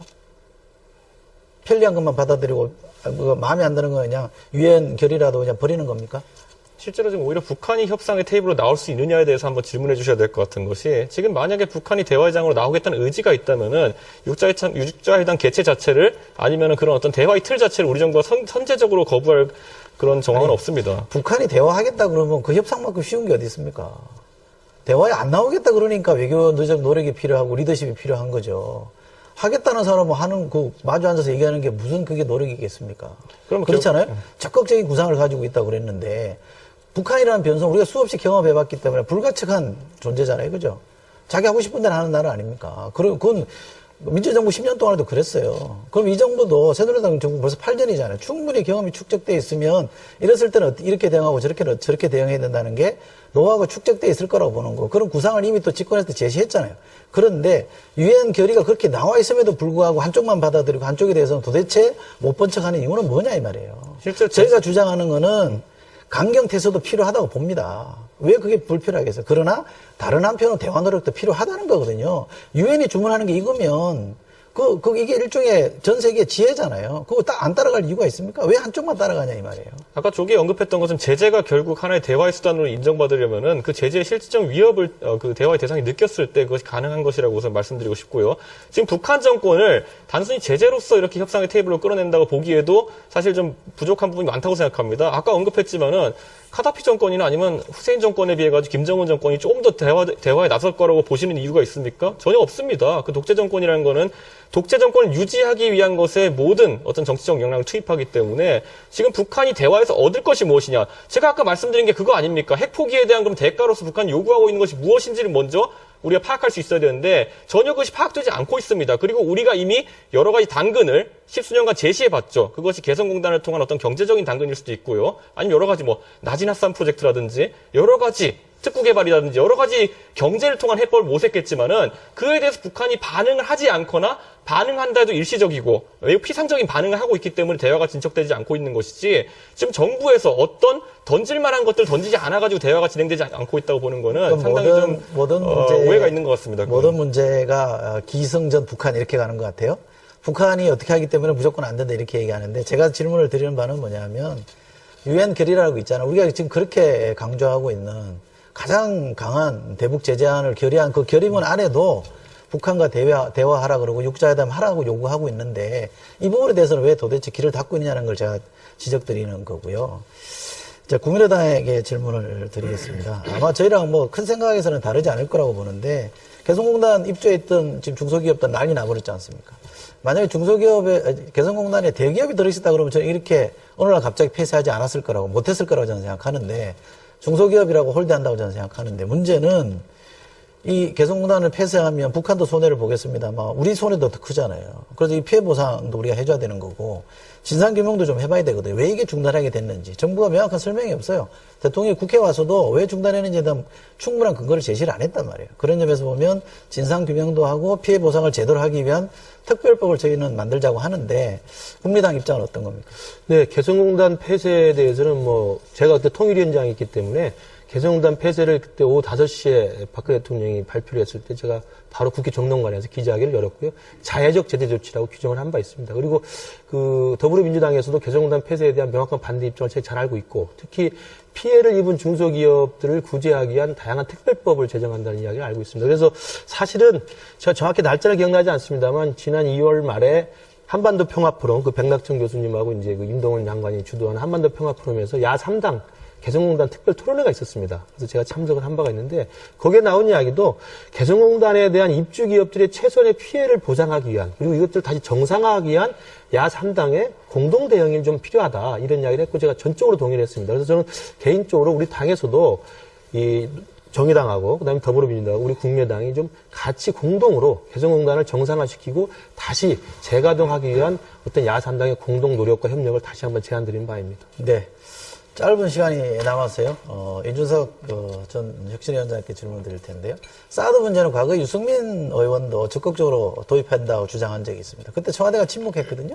근데 그럼 청와대가 침묵한 거는 그냥 상투적 대응입니까? 좀 신중하게 이 문제를 바라봐야 된다고 대응했었거든요. 어떤 주장을 하면 책임 있는 자세는 충분히 따져보고 합시다라는 게 지금 책임 있는 자세인데 야당이 여당이 주장하고 정부가 주장하고 무조건 잘했습니다. 박수 치는 게 야당의 몫은 아니잖아요. 그 점을 좀 고려해 주시기를 좀 소망합니다. 예, 주도권 토론 시간을 다 쓰셨네요. 네 분 모두 주도권 토론 임해 주시고 수고 많이 하셨습니다. 하실 말씀이 좀 많으실 텐데 시간이 많이 부족하시죠. 이 주도권 토론은 사실은 제가 앞서 좀 팁을 드렸습니다만 전략적으로 사용하시는 게 좋습니다. 그래서 두 당에게 1분 이내 답변 시간을 확보해 주실 수 있다면 얼마든지 주도적으로 쓰실 수 있었는데 네 분 모두 주도적으로 쓰셨는지는 잘 모르겠습니다. 다음에 또 기회가 있으니까 활용을 해 주시길 바라겠습니다. 그러면 첫 번째 주제였습니다. 남북 외교 문제는 이 정도로 정리를 하고요. 다음 주제로 넘어가도록 하겠습니다. 지금 시청자 여러분께서는 중앙선거방송 토론위원회가 주관하는 제20대 국회의원 선거 제3차 공직선거 정책 토론회 방송을 시청하고 계십니다. 두 번째 주제는 앞서 제가 말씀을 드렸습니다만 정치개혁과 관련된 주제입니다. 이 주제도 역시 저희가 국민 제안 내용을 중심으로 해서 사회적 공통 질문에 포함시켜서 질문을 드리고 답변 들은 다음 자유토론으로 이어집니다. 이 공통 질문에 대한 답변 포함 자유토론이 6분까지 주어진다는 것 다시 한번 기억을 해주셔서 잘 안배해서 토론에 임해주시길 바랍니다. 그러면 본격적인 정치개혁과 관련된 토론에 앞서서 공통 질문 드리겠습니다. 국민 제안에 이런 의견이 있었습니다. 제19대 국회는 선거구 획정, 쟁점 법안 처리 과정 등에서 국민에게 큰 실망을 줬다라는 의견. 자, 도대체 19대 국회에 대해서 각 정당은 어떻게 평가하고 있는지 이 부분부터 시작을 하면은 정치 개혁에 관한 자유토론이 자연스럽게 들어갈 수 있을 것 같습니다. 발언 순서에 따라서 이번에는 정의당 나경채 대표께 기회 드립니다. 네, 정의당은 그동안 20대 국회에서는 반드시 국민 눈높이에 맞는 정치를 하겠다. 또 국민을 닮은 국회가 돼야 한다. 이렇게 여러 번 이야기를 한 바가 있습니다. 선거 제도 등에 대한 토론을 본격적으로 하기에 앞서서 국민의 편에서 국회와 정부를 돌아볼 필요가 있습니다. 첫 번째, 국민으로부터 이번 19대 국회는 신뢰가 별로 크지 않았습니다. 앞에서는 청년 일자리 문제가 매우 중요하다라고 이야기하면서 뒤에서는 기억하실 겁니다. 36명을 뽑는 공기업 채용에서 2299등이 합격하는 인터넷 기적이 벌어졌습니다. 새누리당 최경환 의원과 관련된 일입니다. 달면 삼키고 쓰면 뱉는다고 공약서에 잉크가 마르기도 전에 어르신 기초연금과 관련된 대통령의 공약이 바뀌었습니다. 누가 정부 여당을 믿겠습니까?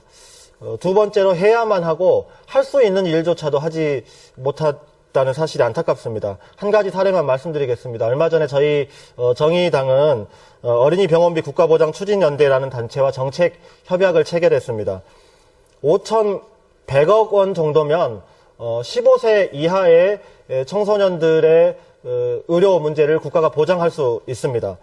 중학교 3학년까지를 말하는 건데요. 건강보험공단에 현재 쌓여있는 금액이 16조 원이나 됩니다. 여기에 3%만 쓴다면 적어도 의무교육 연령에 해당하는 15세 어린이까지는 무상의료를 실시할 수 있습니다. 언제까지 우리나라가 심장병, 희귀난치성, 화나 같은 아픈 아이들의 치료비를 방송국과 사회단체의 모금에만 맡겨야 되겠습니까?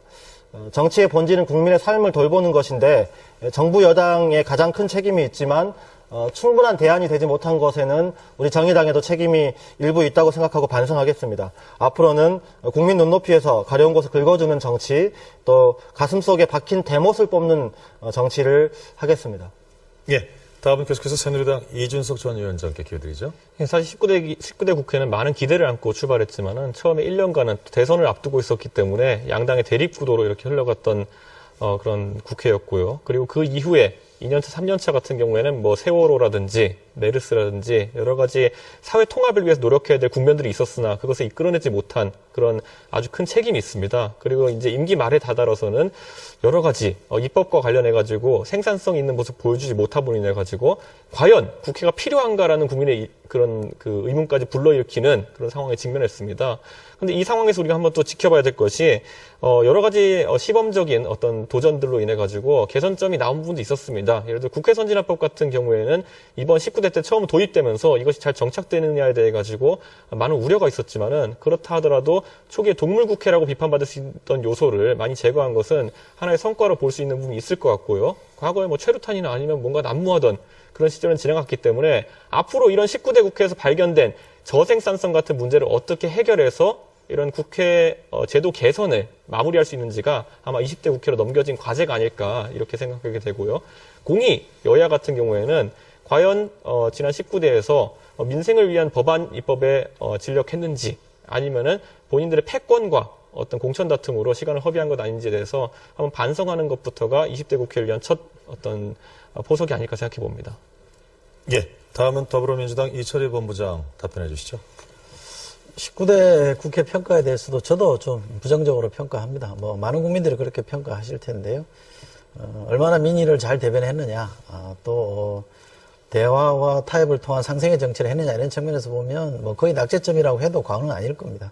그런 점에서 1차적인 책임은 여야 정당 그리고 국회의원들이 느껴야 되겠죠. 사실은 어느 조직이 잘못되고 있다 그러면 그 조직의 구성원들부터 반성하고 스스로 자책하는 게 저는 맞다고 봅니다. 그러나 이게 전부는 저는 아닐 거라고 생각하는데요. 우리 근대 현대 정치사를 보면 국회가 파행을 겪는 경우에 대부분의 케이스는 대통령이 고집을 피울 때입니다. 대통령이 본인의 권력을 가지고 여당을 짓누르고 여당이 국회를 마음대로 하려고 할 때 국회가 제대로 정상적으로 운영이 안 됐던 게 우리 경험이거든요. 19대 국회에서는 특히 저는 그게 심했다고 생각합니다. 박근혜 대통령이 거의 보기에 따라서는 이 대통령을 넘어서는 상권 위에 군림하는 마치 제왕처럼 국회를 짓눌렀기 때문에 국회가 제대로 운영이 안 됐다고 생각하거든요. 대통령은 사실은 여야 정당끼리 싸우면 갈등의 조정자 역할을 해야 되잖아요. 근데 갈등을 조장하는 조장자 역할을 하고 있다라고 저는 봅니다. 그런 점에서 보면 19대 국회가 잘못된 1차적 책임은 그 구성원들이 국회의원과 여야 정당, 교섭단체들이 책임을 져야 됩니다만 그 근저에 깔려있는 외부 요인을 따져볼 때는 대통령의 전행과 독주, 오만과 이런 것들이 이 국회를 짓눌러서 이렇게 파행으로 간 측면이 있기 때문에 이제는 대통령이 야당에게 또는 국회에게 발목 잡기를 말하지 말고요. 본인이 이 국회를 또는 야당을 멱살 잡기 안 했으면 좋겠습니다. 발목 잡기가 문제가 아니라 멱살 잡기가 문제입니다. 대통령이 멱살을 자꾸 잡으니까 국회가 파행된다는 말씀을 꼭 드리고 싶습니다. 예, 다음은 국민의당 차례인데 김건식 위원장께 기회드리죠. 네, 19대 국회는 국회 선진화법이라는 새로운 실험을 했습니다. 18대 국회 마지막에 이제 채택한 법인데요. 과연 국회가 선진화됐는지 국민 여러분들은 다 결론을 내셨을 겁니다. 선진화는커녕 후진을 면치 못했습니다. 가장 그 통계 하나만 제가 드리겠습니다. 17대 국회의 법안 가결률이 50.4%였고요. 18대 국회가 굉장히 문제가 많았다는 평가를 받았음에도 불구하고 44.4%였습니다. 이번 19대 정기국회 끝난 다음에 법안 가결권은 31.6%에 불과했습니다. 그건 뭐냐면 선진화법이 아까 이준석 위원장님께서는 동물국회보다는 낫다 그랬는데요. 식물국회로서의 역할에 멈췄다는 것이죠. 다시 말하면 생산성이라든지 국민의 민생과 관련된 또 경제와 복지와 관련된 시급한 현안들에 대해서는 서로 나몰라라. 여당은 여당대로 독선과 독주로, 야당은 야당대로 반대를 입삼다가 결국은 아무것도 하지 못한 국회가 됐다고 생각을 합니다. 저는 그래서 지금 우리 국민들한테 안고 있는 두 가지 저는 또 여당 다 문제가 있다고 생각하는 게 바로 그 19대 국회의 비효율성과 비생산성 그리고 적대적 상호 의정관계 이런 것들 때문에 국민들이 굉장히 분노에 차 있다고 생각이 들고요. 저는 그래서 일각에서는 정권 심판론을 가지고 야당이 기세를 올리고 있습니다만 전혀 그렇지 않습니다. 또 다른 일각에서는 야당 심판론이 또 한편에서 큰 목소리를 내고 있습니다. 야당은 뭐 한 게 있느냐는 이야기를 하고 있는 거거든요. 저는 그래서 이 19대 국회의 이번에 이 후진성, 그다음에 비생산성, 비효율성, 그리고 거대 양당의 독점적 기득권 구조가 국민들을 볼모로해서 서로 발목 잡고 멱살만 잡는 국회가 되지 않았는가 이러면서 저는 통렬하게 비판을 해야 되고 이번 총선을 통해서는 양당의 독점적 기득권 구조를 깨고 양당이 서로 간에 적대적인 반대와 독선만 하지 않고 서로 합리적인 지혜를 모아갈 수 있는 그런 새로운 정당체가 나와야 되겠다. 이런 말씀을 간곡히 부탁드립니다. 예, 사회적 공통 질문에 대한 네 분의 답변을 들었는데 일단 그 국민 제안 질문에 부합되는 어찌됐건 네 당 모두 19대 국회가 국민으로부터 환영받지 못할 국회였다는 데는 동의를 하시는 것 같군요. 그런 의미에서 이번 정치개혁과 관련된 토론이 더 뜨거워질 수도 있을 것 같고 자성적인 에너지 좀 많이 들어갈 거라고 생각이 듭니다만 네 분 모두 공이 4분 남짓 시간이 남아 있습니다. 이 시간 잘 활용해서 정치개혁이라는 주제를 벗어나지 않은 내에서 자유토론을 이어가시면 되겠습니다. 요령은 아까와 같습니다. 예, 이번에는 시작해 주시죠. 나경수 대표께 먼저 드리겠습니다. 국회 선진화법 이야기가 앞서 자연스럽게 나왔기 때문에 이에 대한 이야기부터 해보고자 합니다. 저와 정의당은 국회 선진화법이 문제가 아니라 정부 여당의 불통, 독단이 문제라고 생각합니다. 국정을 책임진 청와대의 선진화가 필요한 것이지, 또 여당의 선진화가 절실한 것이지, 선진화법을 이렇게 저렇게 개정한다고 해결될 수 있는 상황이 아니다라고 생각합니다. 선진화법은 12년 5월달 새누리당의 주도로 국회에서 통과했습니다. 김무성 대표도 확인했듯이 당시 선진화법 통과에 결정적 역할을 한 사람이 지금 청와대에 계시는 박근혜 대통령입니다. 화장실 갈 때와 나올 때가 다르다고 이제 와서 이것이 소수 독재법이고 만장일치법이라고 왜곡하면서 뜯어 고쳐야 한다. 이렇게 말하는 것은 진실하지 못한 행태라고 이야기하고 싶습니다. 국회에서 법안 처리가 안 되는 이유는 선진화법 때문이 아니고요. 야당과 국민들이 반대하는 법안을 대통령이 제출해놓고 원안에서 한 글자도 수용할 수 없다고 하는 독재적 발상과 태도 때문입니다. 또 여당이 이 청와대가 아무리 같은 당이라고 하지만 적절하게 견제를 해줘야 되는데 여당이 마치 청와대의 여의도 출장소처럼 굴고 있기 때문에 법안 처리가 제대로 안 되고 있는 것입니다. 생각해 보십시오. 이미 대법원에서 불법 판정을 받은 재벌 대기업의 사내 하청 문제를 합법화하자는 법안을 야당이 어떻게 찬성해 줍니까? 공공부문부터 비정규직 줄이자고 대통령이 분명히 약속했는데 비정규직 기간제를 2년에서 4년으로 늘리자고 하는데 어떻게 이거를 찬성합니까? 정의당은 국민을 위해서라면 진박이 될 용의가 있습니다. 박근혜 대통령 고교 무상교육 약속한 적이 있습니다. OECD 국가 중에서 고교 무상교육 안 하는 나라 우리나라밖에 없습니다. 야당 의원들 중에 청와대가 이거 법안 제출하면 반대할 의원 한 명도 없을 겁니다. 이거 합시다. 이런 게 정치 선진화입니다. 예, 다음 분 받아주시죠. 예. 우리 나경치 대표께서 새누리당과 박근혜 대통령의 불통 독선에 대해서는 아주 통렬하게 비판하셨기 때문에 균형을 위해서 더불어민주당의 야당 역할이 제대로 했는지에 대한 비판을 좀 하겠습니다. 제가 사실은 전주 덕진에서 예비후보로 뛴 적이 있었습니다. 그때 선거구 획정과 이게 결론이 안 나가지고요. 예비후보 등록을 12월 말부터 가능했는데 후보 등록을 해도 내가 뛰어야 될 선거구가 어디까지인지 알 수가 없습니다. 그러나 이미 기존의 현역 의원들, 여당 의원이나 야당 의원들은 자기 지역구고 자기 현역이기 때문에 문제가 없겠죠. 그러나 새로운 도전을 하는 시인들에게는요, 선거구 획정을 지금 거의 2달을 미루면서까지 유언적 사태가 초래될 때까지 미루고 있는 직무유기 상황에 대해서 저는 굉장히 큰 고통을 느꼈습니다. 저는 그것을 보면서 이것이 과연 여당만의 문제인가, 야당은 문제가 없는가라는 말씀을 드리고 싶습니다. 왜냐하면요, 여당이 독선과 독주 불통으로 간다는 건 국민 여러분 다 알고 있습니다. 그럼 야당은 뭐 했습니까? 뻑뻑하면 밖에 나가서 농성을 합니다. 반대를 위한 반대를 합니다. 그리고 반대를 위해서 새누리당과 협상을 해서는 연계를 합니다. 법안을 연계합니다. 자기가 요구하는 법안이 통과되지 않으면 새누리당이 어떤 요구도 받지 않습니다. 저는 그것이 국회가 식물국회로서 가장 비생산적인 4년 동안 했던 가장 큰 원인이라고 생각합니다. 그렇기 때문에 저는 반대와 투쟁과 농성만 일삼는 야당도 이제는 국민의 입장에서 또 국민의 눈높이에서 새롭게 조금 더 합리적 대안과 합리적인 지혜를 제시하고 야당이 여당과 같이 협상할 수 있는 그런 능력을 가지는 게 굉장히 필요하다고 생각을 하고요. 마지막에 우리 국민들에게 많은 관심을 가졌던 필리버스터에 대한 이야기를 좀 드려보겠습니다. 필리버스터는 의사 진행 방해 연설입니다.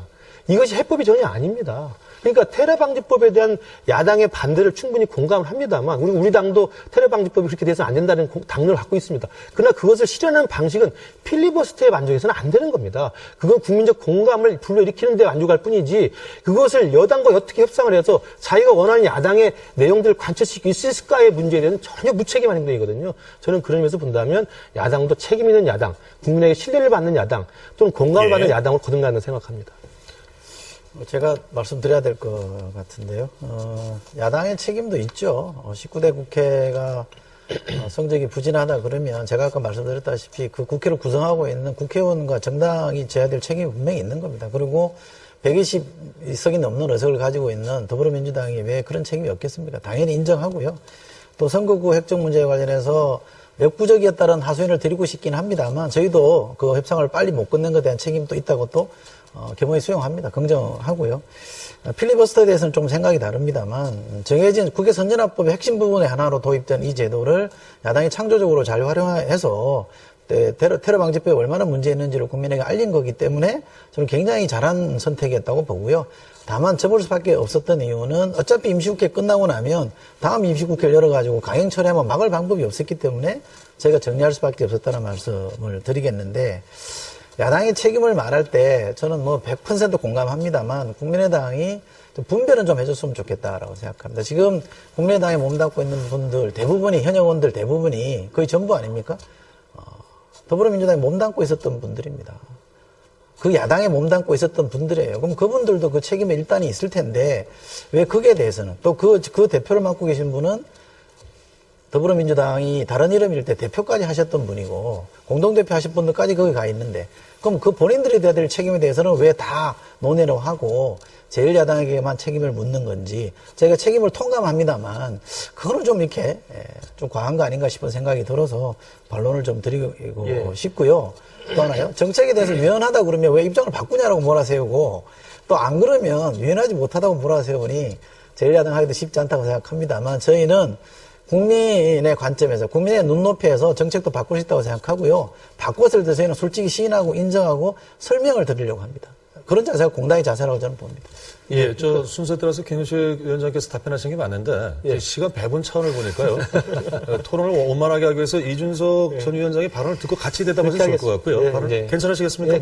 예, 그렇게 하시죠. 사실 야당에서 여당과의 소통 불능을 지금 하나 언급하고 계시기 때문에 반대로 또 여당 입장에서 느끼는 약간의 답답함을 설명드릴 필요도 있을 것 같습니다. 최근에 보면 여러 가지 복지 공약 같은 것들이 총선의 주요 화제로 등장하고 있는데요. 야당이 내세우는 안과 또 여당이 내세우는 안 간의 격차가 너무 크게 되면, 또는 여당 입장에 봤을 때 야당의 안에 대해 가지고 제대로 내용을 파악할 수 없으면은 아마 그 부분에 대해 가지고 협의를 하기 어려운 부분이 생길 겁니다. 당장 이번 총선, 다가오는 20대 총선에 대해서 각 당이 내놓은 복지 공약만 본다 하더라도 오늘 한국경제신문에서 분석해 놓은 자료를 보면은 국민의당 같은 경우에 이번에 총선에 내놓은 13개의 복지 공약 중에 단 1개의 공약에만 비용 추계를 넣어놨습니다. 더불어민주당 같은 경우 10개 중 2개의 비용 추계를 넣어놨고요. 그중에 하나는 아까 표현되었던 고교 무상화 3조 원 정도 이렇게 언급되었습니다. 새누리당은 19개의 공약 중 13개에 대해서 비용 추계를 제공했는데요. 이런 점 때문에 아마 국민들 같은 경우에는 과연 각 당의 입장 차이가 어느 정도 있는지를 좀 파악하기 어려운 부분이 있을 겁니다. 지금 거기서 정의당은 또 어떤 문제가 좀 있냐 하면요. 정의당은 저는 개인적으로는 정책적 색채가 선명하기 때문에 오히려 같이 토론하면 참 편합니다. 하지만 정의당이 내세우는 수치들 같은 경우에는 또 공감을 하기 어려운 부분들도 있는데요. 당장 이번에 정의당이 내세운 수치가 뭐냐면 현재 6,030원인 최저임금을 장기적으로 3년 내로 10,000원까지 올리겠다라는 공약을 이번에 포함시켰습니다. 그리고 점심시간을 노동시간에 포함시켜서 1시간씩 근무 단축을 하자. 그리고 사회복지시설을 신설해서 20조 원을 더 걷겠다라는 것을 이제 공약으로 걸었습니다. 사실 이것 같은 경우는 여권과 협상하기 굉장히 어려운 공약입니다. 그렇기 때문에 아까 나경채 대표님께서 말씀하신 여권과 소통이 안 된다라는 부분은 정의당이 어느 정도 정책적 색채의 선명성을 띠기 위해 가지고 좀 자극적인 공약을 많이 내다 보니까 좀 자초한 측면이 있지 않은가라는 지적을 드리고 싶고요. 하지만 그 입장은 이해합니다. 반대로 야권 같은 경우에는 지금 좀 더 진실되게 이런 정치에 임해야 되는 것이 아닐까 싶은 것이, 지금 제시한 많은 공약들, 예를 들어 최근에 김종인 비대표께서 언급하신 그런 그 30만 원을 기초노령연금 인상하겠다는 공약 같은 경우 6조 4천억 원 정도의 추가 예산이 필요합니다. 재원 조달책은 다 어디 가고 항상 이런 공약들만 나옵니까? 예. 그 이철희 본부장 그 반론한 것에 대해서 좀 말씀을 드리겠습니다. 그 더불어민주당에 몸담았던 분들이 지금 국민의당의 현역 의원들인 건 사실이죠. 그러나 그분들이 왜 나왔는지를 국민들이 잘 알고 있습니다. 그러니까 그 당 내에서 당의 혁신, 또 당의 정치 문화의 개선, 그리고 야당다운 야당, 그리고 국민들에게 새롭게 신뢰를 받고 그래서 정권 교체가 가능한 야당으로 변화시키자는 주장을 일관되게 요구를 했었습니다. 그것이 작년 2월 8일 전당대회 이후에 문재인 대표 체제에서 수없이 진행됐던 논란이 아니었습니까? 그러니까 그동안에 더불어민주당이 몸담았다가 우리 국민의당으로 오신 분들의 주장과 일관된 노선과 요구들을 생각해 보신다고 한다면 무작정 튀어나와서 딴소리 하는 게 아니라는 말씀을 드리고 싶고요.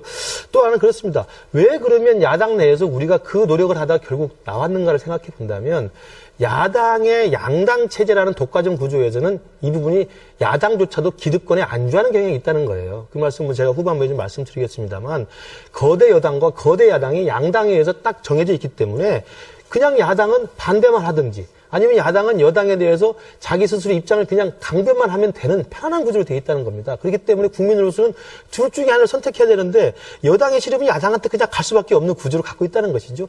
그런 양당의 독점적 구조를 깨자고 하는 것이 제3당의 실험이라고 말씀을 드리고 싶습니다.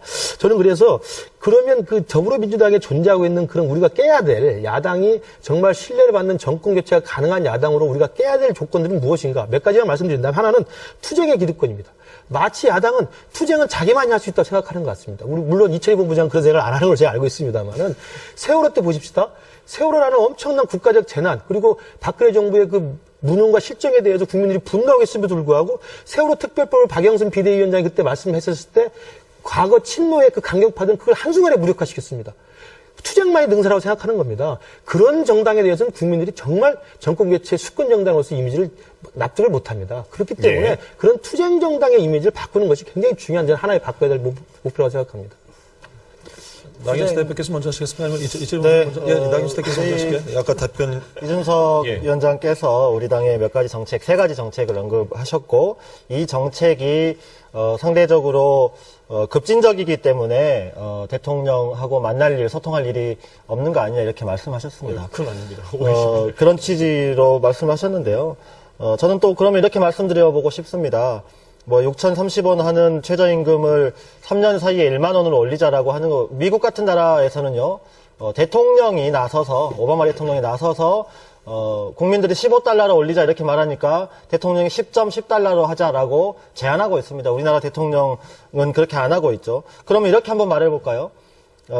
아까도 제가 말씀드렸듯이 고교 무상화 정책 같은 경우는 박근혜 대통령께서 말씀하신 정책입니다. 이런 정책 리스트들이 쭉 있습니다. 소위 말하는 진박 정책이 있습니다. 고교 무상화, 기초연금 20만 원, 부양의무제, 장애등급제 개정하겠다 합리적으로, 쌀값 보장하겠다. 이런 대통령이 직접 약속한 이 정책을 우리 당도 그대로 되어야 한다고 생각합니다. 우리 당이 진박정책 협약식을 대통령과 하자고 하면 대통령 만나주실 겁니까? 그래도 안 나오실 겁니다. 소통이 안 되고 있다라고 말씀드린 것의 취지는 이렇습니다. 대통령이 지금 1인 여당 체제다라고 평가받고 있습니다. 이거 제 말이 아니고요. 언론에서 그렇게 나오고 있습니다. 새누리당을 청와대 여의도 출장소다라고 사람들이 조롱하고 있습니다. 이렇게 말이 나오는 것은 전적으로 대통령이 협의하고 토론하고 상의하고 반대자를 만나서 이야기를 들어보고 하는 정치를 하지 않고 일방적으로 명령하고 지시하고 하달하고 있는 정치를 하고 있기 때문입니다. 예. 기초연금 문제 관련해서 말씀을 주셨는데요. 이제 같이 활동을 해보셨기 때문에 김종인 대표가 어떤 스타일인지 충분히 아실 겁니다. 그분이 설명하는 바에 의하면 본인이 이 기초연금 20만 원 공약을 처음 입안을 했다라고 말씀하세요. 근데 그냥 하자는 게 아니라 예산을 충분히 따져보고 어디서 재원을 갖고 올 건지를 따져보고 했다는 말씀이시고 제가 가까이서 지켜본 바에 의하면 시건을 하실 분은 아닙니다. 그러니까 이게 표가 되니까 일단 질러놓고 보자 이렇게 얘기하실 분이 아닌 걸 아마 이준석 전 위원장도 아실 텐데 충분히 따져보고 특히 이 문제에 대해서는 전문가잖아요. 보건복지부 장관을 하셨기 때문에 전문가로서 충분히 예산이 어디 있는지를 감안해서 이 정책을 내놨던 거고요. 2018년까지 차등 없이 하위 소득 70% 어르신들에게는 30만 원까지 기초연금 지급하겠다는 얘기는 김종인 대표가 심의를 기울여서 만든 공약이니까 예산 문제는 충분히 검토됐다는 말씀을 제가 꼭 드리고 싶고요. 제1야당의 책임이 큽니다. 사실 그 점에 대해서는 저희가 회피할 방법은 없고요. 회피할 생각도 없는데 다만 이제 저희 책임이 있긴 합니다만 같이 책임져야 될 분들이 당신들만 책임져라라고 하는 것처럼 보여서 제가 자꾸 이렇게 좀 약간 볼멘 소리를 하는 건데 양당 독점의 정치가 문제라고 하면 그분들이 왜 양당 독점 체제에 들어갔는지에 대한 설명이나 사과 과정은 우선 필요하지 않을까 싶고요. 또 하나는 본인들이 당대표 했을 때 김한길 안철수 당대표 시절과 문재인 당대표 시절이 그러면 야당이 더불어민주당이 달랐느냐. 크게 보면 다 비슷했던 거 아닙니까? 그죠?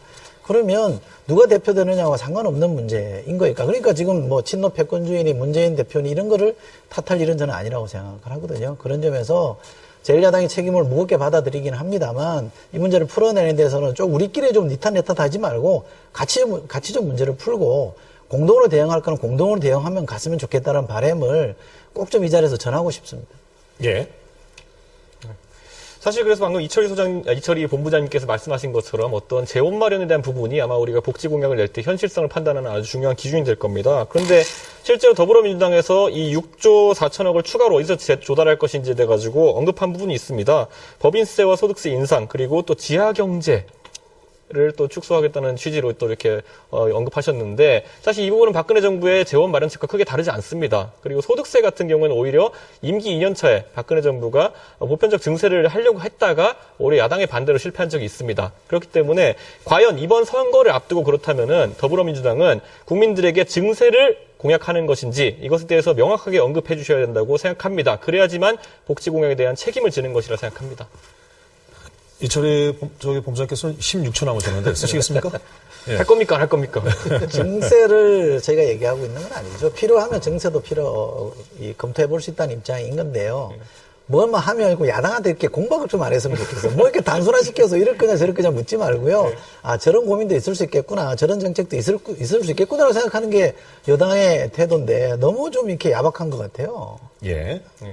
제가 사실 이걸 약간 아까 이철희 본부장님한테 논박조로 얘기하긴 했지만은 사실 자성적인 어떤 측면에서 나온 발언이기도 합니다. 왜냐하면 지난 2012년에 19대 총선을 앞두고 양당이 경쟁적으로 좋은 복지 공약들을 많이 냈기 때문에 일련의 제도들이 도입되긴 했습니다. 하지만 그것이 추진되는 과정을 보자면은 내가 3조, 너는 4조, 난 그럼 다시 5조 뭐 이런 식으로 약간씩 쌓아가는 형태로 가면서 비현실적인 공약들이 생겼고 그것이 아까 나경채 대표님께서 언급하셨던 지키지도 못할 공약들을 과도한 수치로 한 것이 아닌가라는 이런 비판을 받게 된 계기가 아니었을까 이렇게 싶습니다.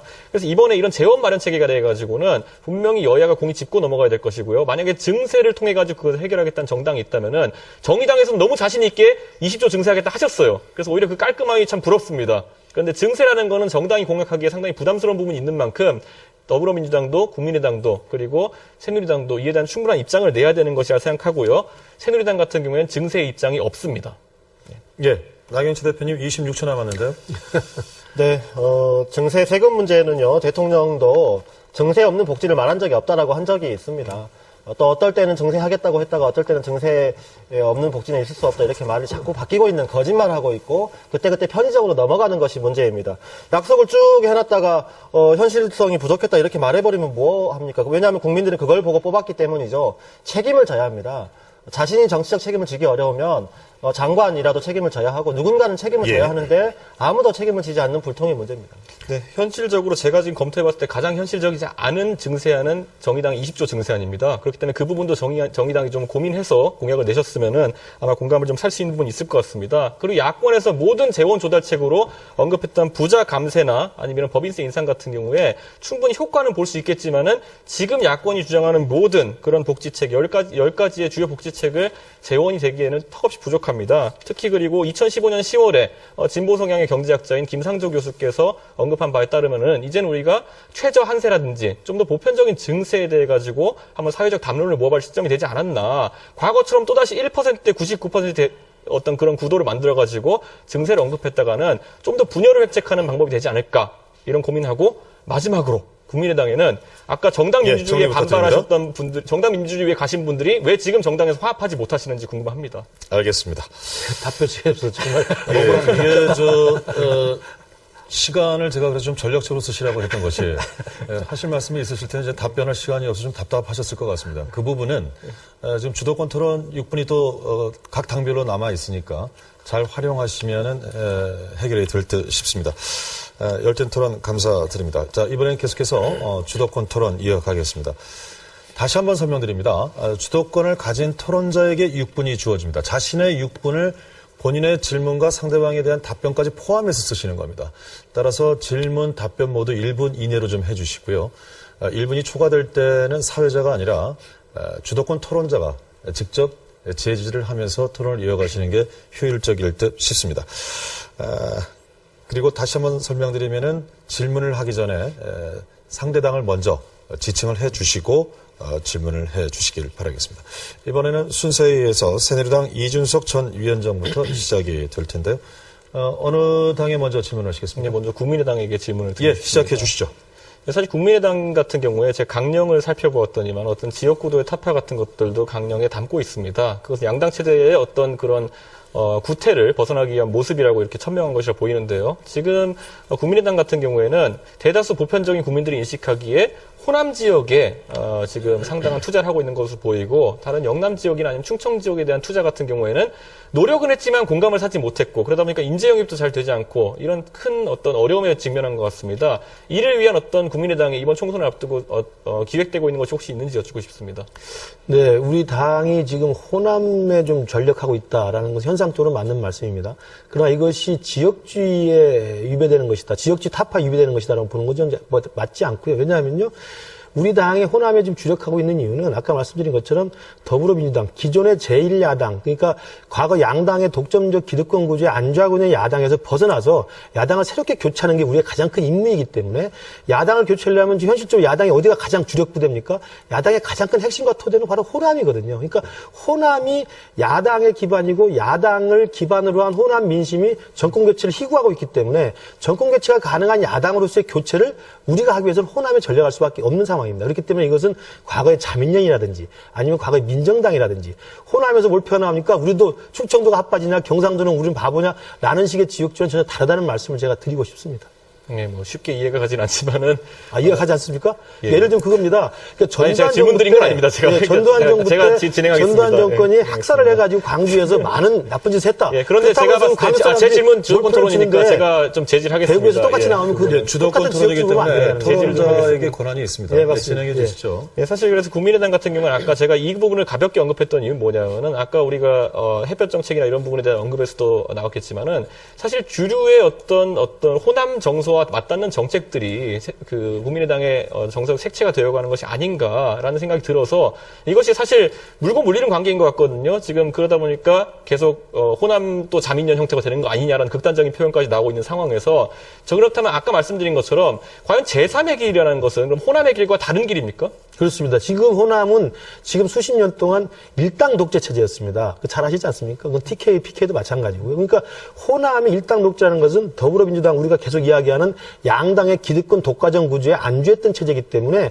유권자로서는 여당을 찍을 수 없고 야당을 찍을 수밖에 없는데 야당을 찍을 수 있는 선택의 권리가 없었다는 것이죠. 그렇기 때문에 사람들이 야당을 뽑아주긴 합니다만 그 야당은 안주해버린 야당일 수밖에 없고 안주해버리기 때문에 국민 전체의 신뢰를 받지 못하니까 가장 큰 호남의 희망이라고 할 수 있는 정권 교체 다가가지 못하는 겁니다. 2012년 대선 실패가 그런 거거든요. 그렇기 때문에 호남 자민련은 전혀 다른 내용이라는 말씀을 분명히 제가 인식을 시켜드리고 저는 여기서 싶습니다. 나경채 대표님께 한번 질문 드리고 싶은 게요. 제가 왜 이걸 대비해서 약간 질문 드리고 싶냐면은 국민의당 같은 경우 창당 과정에서 호남을 지역 기반을 하겠다는 의사를 명확히 드러낸 것이 좀 보이는데 반대로 정의당 같은 경우에는 다소 낮은 지지율임에도 불구하고 정책 기반의 정당을 설립하겠다는 어떤 취지가 보였습니다. 그래서 사실 많은 분들이 국민의당과 정의당이 서로 지금 어떻게 보면 약간 피해를 주고 있는 구조가 아닌가라는 언급을 하는 분도 있고 서로 또 제3당이 될 수 있는 위치를 놓고 경쟁할 수 있는 부분도 있다고 보는데 과연 정의당에서는 국민의당을 어떻게 평가하고 있는지 그리고 제3당의 위치로 정의당이 도약하기 위해서 어떤 차별성을 말씀하시고 싶은지 한번 궁금합니다. 네, 사회자가 돼버렸는데. 정의당 입장에서는요, 제3세력이 필요하다고 생각하고 있습니다. 다만 이 제3세력은, 예컨대 박근혜 대통령의 억압에 못 이겨서 김무성 대표나 소설을 쓴다면요, 김무성 대표나 유승민 대표 같은 사람이 나와가지고 만들 수 있는 어떤 정당, 이런 걸 말하거나, 민주당 내부의 어떤, 의사소통의 문제 때문에 나와서 만들어지는, 내용적으로, 강령적으로, 정책적으로 다르지 않는 이 제3당을 말하는 게 아니라, 새로운 시도, 새로운 비전, 새로운 정책을 제시하는 제3당이 필요하다고 보는 것입니다. 그런 의미에서 아쉽게도 국민의당이, 지금 새누리당과 더민주당과는 다른 새로운 비전을 말하고 있는 당이라고 보고 있지는 않습니다. 그런 의미에서 진보정당으로서 원내에 있는 유일한 진보정당으로서 정의당이 제3세력으로서 새로운 비전과 정강정책을 가진 제3세력으로서 이번 총선에서 우리 국민들에게 이 국민을 닮은 정치를 하겠다 이렇게 말씀드리고 있는 것입니다. 정의당이 국민을 계속 언급하니까 생소하긴 하네요. 국민의당과 비슷한 것 같은데. 모든 정당이 국민당. 네, 사실 정의당 같은 경우엔 정의당에 다시 한번 질문 드리겠습니다. 예, 그건 뭐 마음대로 하시면 돼요. 정의당 같은 경우에 이번에 선거 연대와 관련해 가지고 더불어민주당과는 상당한 수준의 연대를 할 의사가 있는 것을 여러 차례 표명한 바가 있습니다. 그런데 이것이 당의 당론인지 아니면 개인별 후보 차원에서 연대를 뜻한 것인지 한번 질문 드리고 싶습니다. 지금 새누리당 정부를 이대로 방치해서 해서는 안 된다고 하는 것은 새누리당을 제외한 모든 야당과 또 나라가 제대로 운영되기를 바라는 거의 대부분의 국민들의 일치된 의견이라고 저는 생각합니다. 우리 정의당의 확고한 당론입니다. 정권 교체를 위해서는 우리가 가진 작은 것이 선거연대를 통해서 작은 것이라도 내려놓아야 한다면 선거연대 반드시 해야 된다. 확고한 당론이라고 말씀드리고, 다만 여기에 협조가 본격적으로 되고 있지는 않다고 느껴지는데요. 좀 더 야권 전략협의체 구성에 더불어민주당과 국민의당이 성의를 가지고 나서주시기를 촉구한다는 말씀도 더불어서 드리겠습니다. 네. 전 더불어민주당에 다시 질문 드리겠는데요. 그러면 과연 이 야권 연대에 있어가지고 누가 본다 하더라도 지역구 나눠주기식 또 연대가 되는 것이 아닌가, 지역구 갈라먹기식 연대가 되는 것이 아닌가라는 우려가 많은데요. 그것에 대해 가지고 찬성 입장이신지 아니면은 그것도 가능한 하나의 옵션으로 지금 더불어민주당을 보고 있는 것인지 한번 여쭙고 싶습니다. 야권의 의석 전체가 늘어나는 방향으로 연대가 이루어져야 되겠죠. 야권의 의석은 고정되어 있거나 줄어들고 있는데 그 안에서 A당과 B당과 C당이 서로 나눠 먹게 하자 이런 거면 아마 국민적 동의를 얻기 어려울 겁니다. 예. 그런 점에서 보면 이걸 넓히는 쪽으로 연대가 저는 가지 않을까 싶습니다. 알겠습니다. 6분의 주어진 시간을 이준석 전 위원장이 다 쓰셨는데요. 주도권 토론 질문하시느라고 고생하셨습니다. 다시 한번 말씀드립니다만 사전에 질문을 하실 당을 선택해 주시고요. 1분 이내 답변을 보장해 주시면 될 텐데 반드시 2당 이상 질문하셔야 된다는 점을 좀 기억을 부탁드리겠습니다. 그리고 저희가 지금 하고 있는 토론의 주제는 정치 현안 가운데서 정치 개혁과 관련된 얘기라는 말씀, 주제를 벗어나지 않고 주도권 토론을 해주시면 대단히 감사하겠습니다. 다음은 순서에 따라서 더불어민주당입니다. 이철희 본부장께서 주도권 토론 행사해 주시면 되겠습니다. 어느 분께 질문하시겠습니까? 예, 이준석 전 위원장에게 질문 드리겠는데요. 예, 시작하시죠. 우리 헌법에 보면 대통령의 권한과 의무를 정해놨습니다. 그러니까 무소불위의 권한을 가지지 않거든요. 단순하게 말씀드리면 왕이 아닙니다. 또 우리 현대사를 보면 정당의 총재를 겸하던 대통령이 이제는 총재직을 내려놨잖아요. 그냥 평당원일 뿐입니다. 대통령은 총통이 아니라는 얘기죠. 왕도 아니고 총통이 아닌 게 지금 현재의 대통령이고요. 그 권리는 헌법에 의해서 제약당하게 마련입니다. 그런데 대통령이 선거에 개입한다는 이유만으로 지금 새누리당은 과거에 노무현 대통령을 탄핵한 적도 있습니다. 그 주도했던 정당이 이제 입장이 바뀌어서 여당이 되고 나니까 대통령이 노골적으로 지금 선거에 개입하고 있거든요. 오죽하면 조선일보 사설자에 사설 제목이 이겁니다. 청와대가 이렇게 노골적으로 선거에 개입해도 되나? 이런 제목으로 사설을 썼습니다. 보셨는지 모르겠는데요. 대구 간 것 때문에 그렇습니다.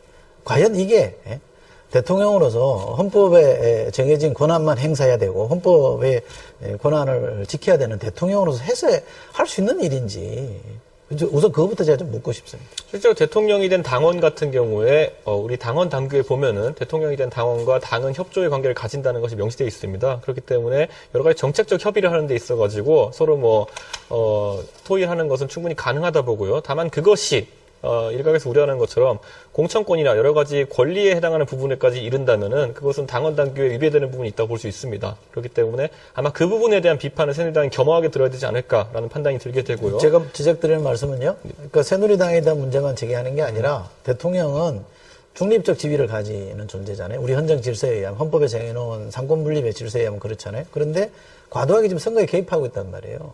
청와대는 아니라고 얘기하겠습니다만 누가 봐도 언론도 지금 그렇게 보고 있단 말이죠. 이 문제를 어떻게 바라보고 계시냐는 거예요. 사실 그 부분에 있어서는 제가 당의 당론을 말씀할 수 있는 부분은 아니기 때문에 이 토론에 적절하지 않은 주제인 것 같습니다. 제가 시사평론가로 나왔으면 아마 충분한 답변을 드렸을 겁니다. 익히 아시겠지만은. 네. 그 말씀은 일반인의 시선으로 보면 문제 있다라는 지적에 공감한다는 걸로 제가 해석을 하겠고요. 저는 아무 말도 하지 않았습니다. 하나 더 대통령이 원내대표 본인과 전혀 상관없는 원내대표도 찍어냈잖아요. 우리 이준석 전 위원장이 인턴 생활을 했던 윤석민 전 원내대표 찍어내임을 당했잖아요. 제가 아까 그런 표현을 썼습니다. 야당이 자꾸 발목 잡는다라는 표현을 쓰면서 발목 잡기라는 말을 여당이 이제 애용하는 일종의 담론이에요.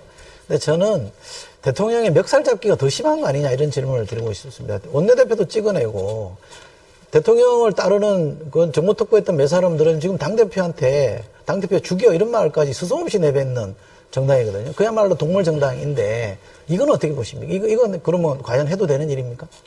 사실 아까부터 이제 평론을 계속 해야 되는 상황이 제가 좀 이해가 가지 않긴 한데 사실 정책 토론이다 보니까 당론에 대한 부분을 제가 답변해야 되는 것이 맞고 다 답변해야 된다면 제가 생각하기에 그 부분은 문제가 있는 것이 맞습니다. 네. 국회의원 되시면 좀 그런 거 하지 말라고 좀 건의 좀 하실 생각 있으십니까? 이게 뭐 평론의 덕담에 이제 제 생각에 정책 토론회 입장에서 본다면요, 아마 그런 측면에 대해 가지고 제도적인 수정을 가하는 것이 중요하지 않을까. 특히 새누리당은 이번에 정당 민주화라는 가치를 내세우면서 상향식 공천제를 정착시키기 위한 많은 노력을 했습니다. 하지만 이번에 선거구 획정 과정이 늦어진 부분도 한 가지 원인이 됐고요. 알겠습니다. 그거 외에도 예. 당내 역학구도라든지 이런 것도 있어가지고 100% 완성시키지 못한 것은 좀 유감으로 생각하고 있습니다. 제가 이 토론장에서 분명히 말씀드리는데 대통령 왕이 아니다. 이 말씀을 꼭 좀 드리고 싶고요. 청와대 얘기 좀 들었으면 좋겠습니다. 국민의당에게 제가 질문 드리고 싶은데요. 안철수 대표가 탈당하고서 당을 만들 때 이런 얘기했습니다. 자, 내가 당을 만들어 보니 새누리당 지지율을 갖고 있지 않냐. 봐라, 이게 제3당의 효과라고 말씀하셨는데 새누리당 지지율은 다 회복돼 버렸습니다. 그럼 지지율은 어디서 갖고 오고 있는지 좀 듣고 싶은 게 있고요. 그게 첫 번째 질문입니다. 또 하나 질문. 양당 독점을 깨겠다라는 건 좋습니다. 그런데 왜 양당이라는 건 두 당이 있는 건데 한 당만 깨려고 자꾸 애를 쓰시는지. 제1당이 있고 제2당이 있으면 2당을 깨는 것도 좋다 이거예요. 그럼 왜 1당은 못 건드립니까?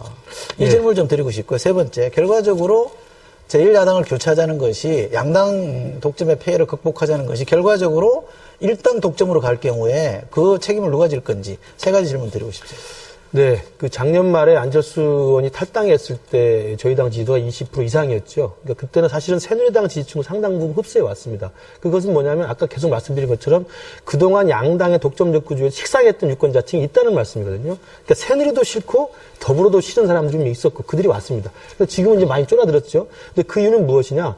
여러 가지 우리가 미숙한 탓도 있었고 창당 과정에 굉장히 또 시간이 모자란 것도 있었습니다만 거대 양당 구조에 익숙한 또 언론 환경이라는 게 있습니다. 그리고 또 국민들의 의식 수준도 거대 양당 구조에 익숙하기 때문에 새로운 정치 시점에 대해서 굉장히 무서운 눈초리, 굉장히 매서운 눈초리를 많이 보여주고 있어서 그 부분에서 저희들이 조금 곤혹스럽다는 말씀을 드리고 싶고요. 열심히 노력을 해서 결국은 아직 한 30일 남았기 때문에 새누리당 흡수표를 분명히 가져올 거라고 말씀을 드립니다.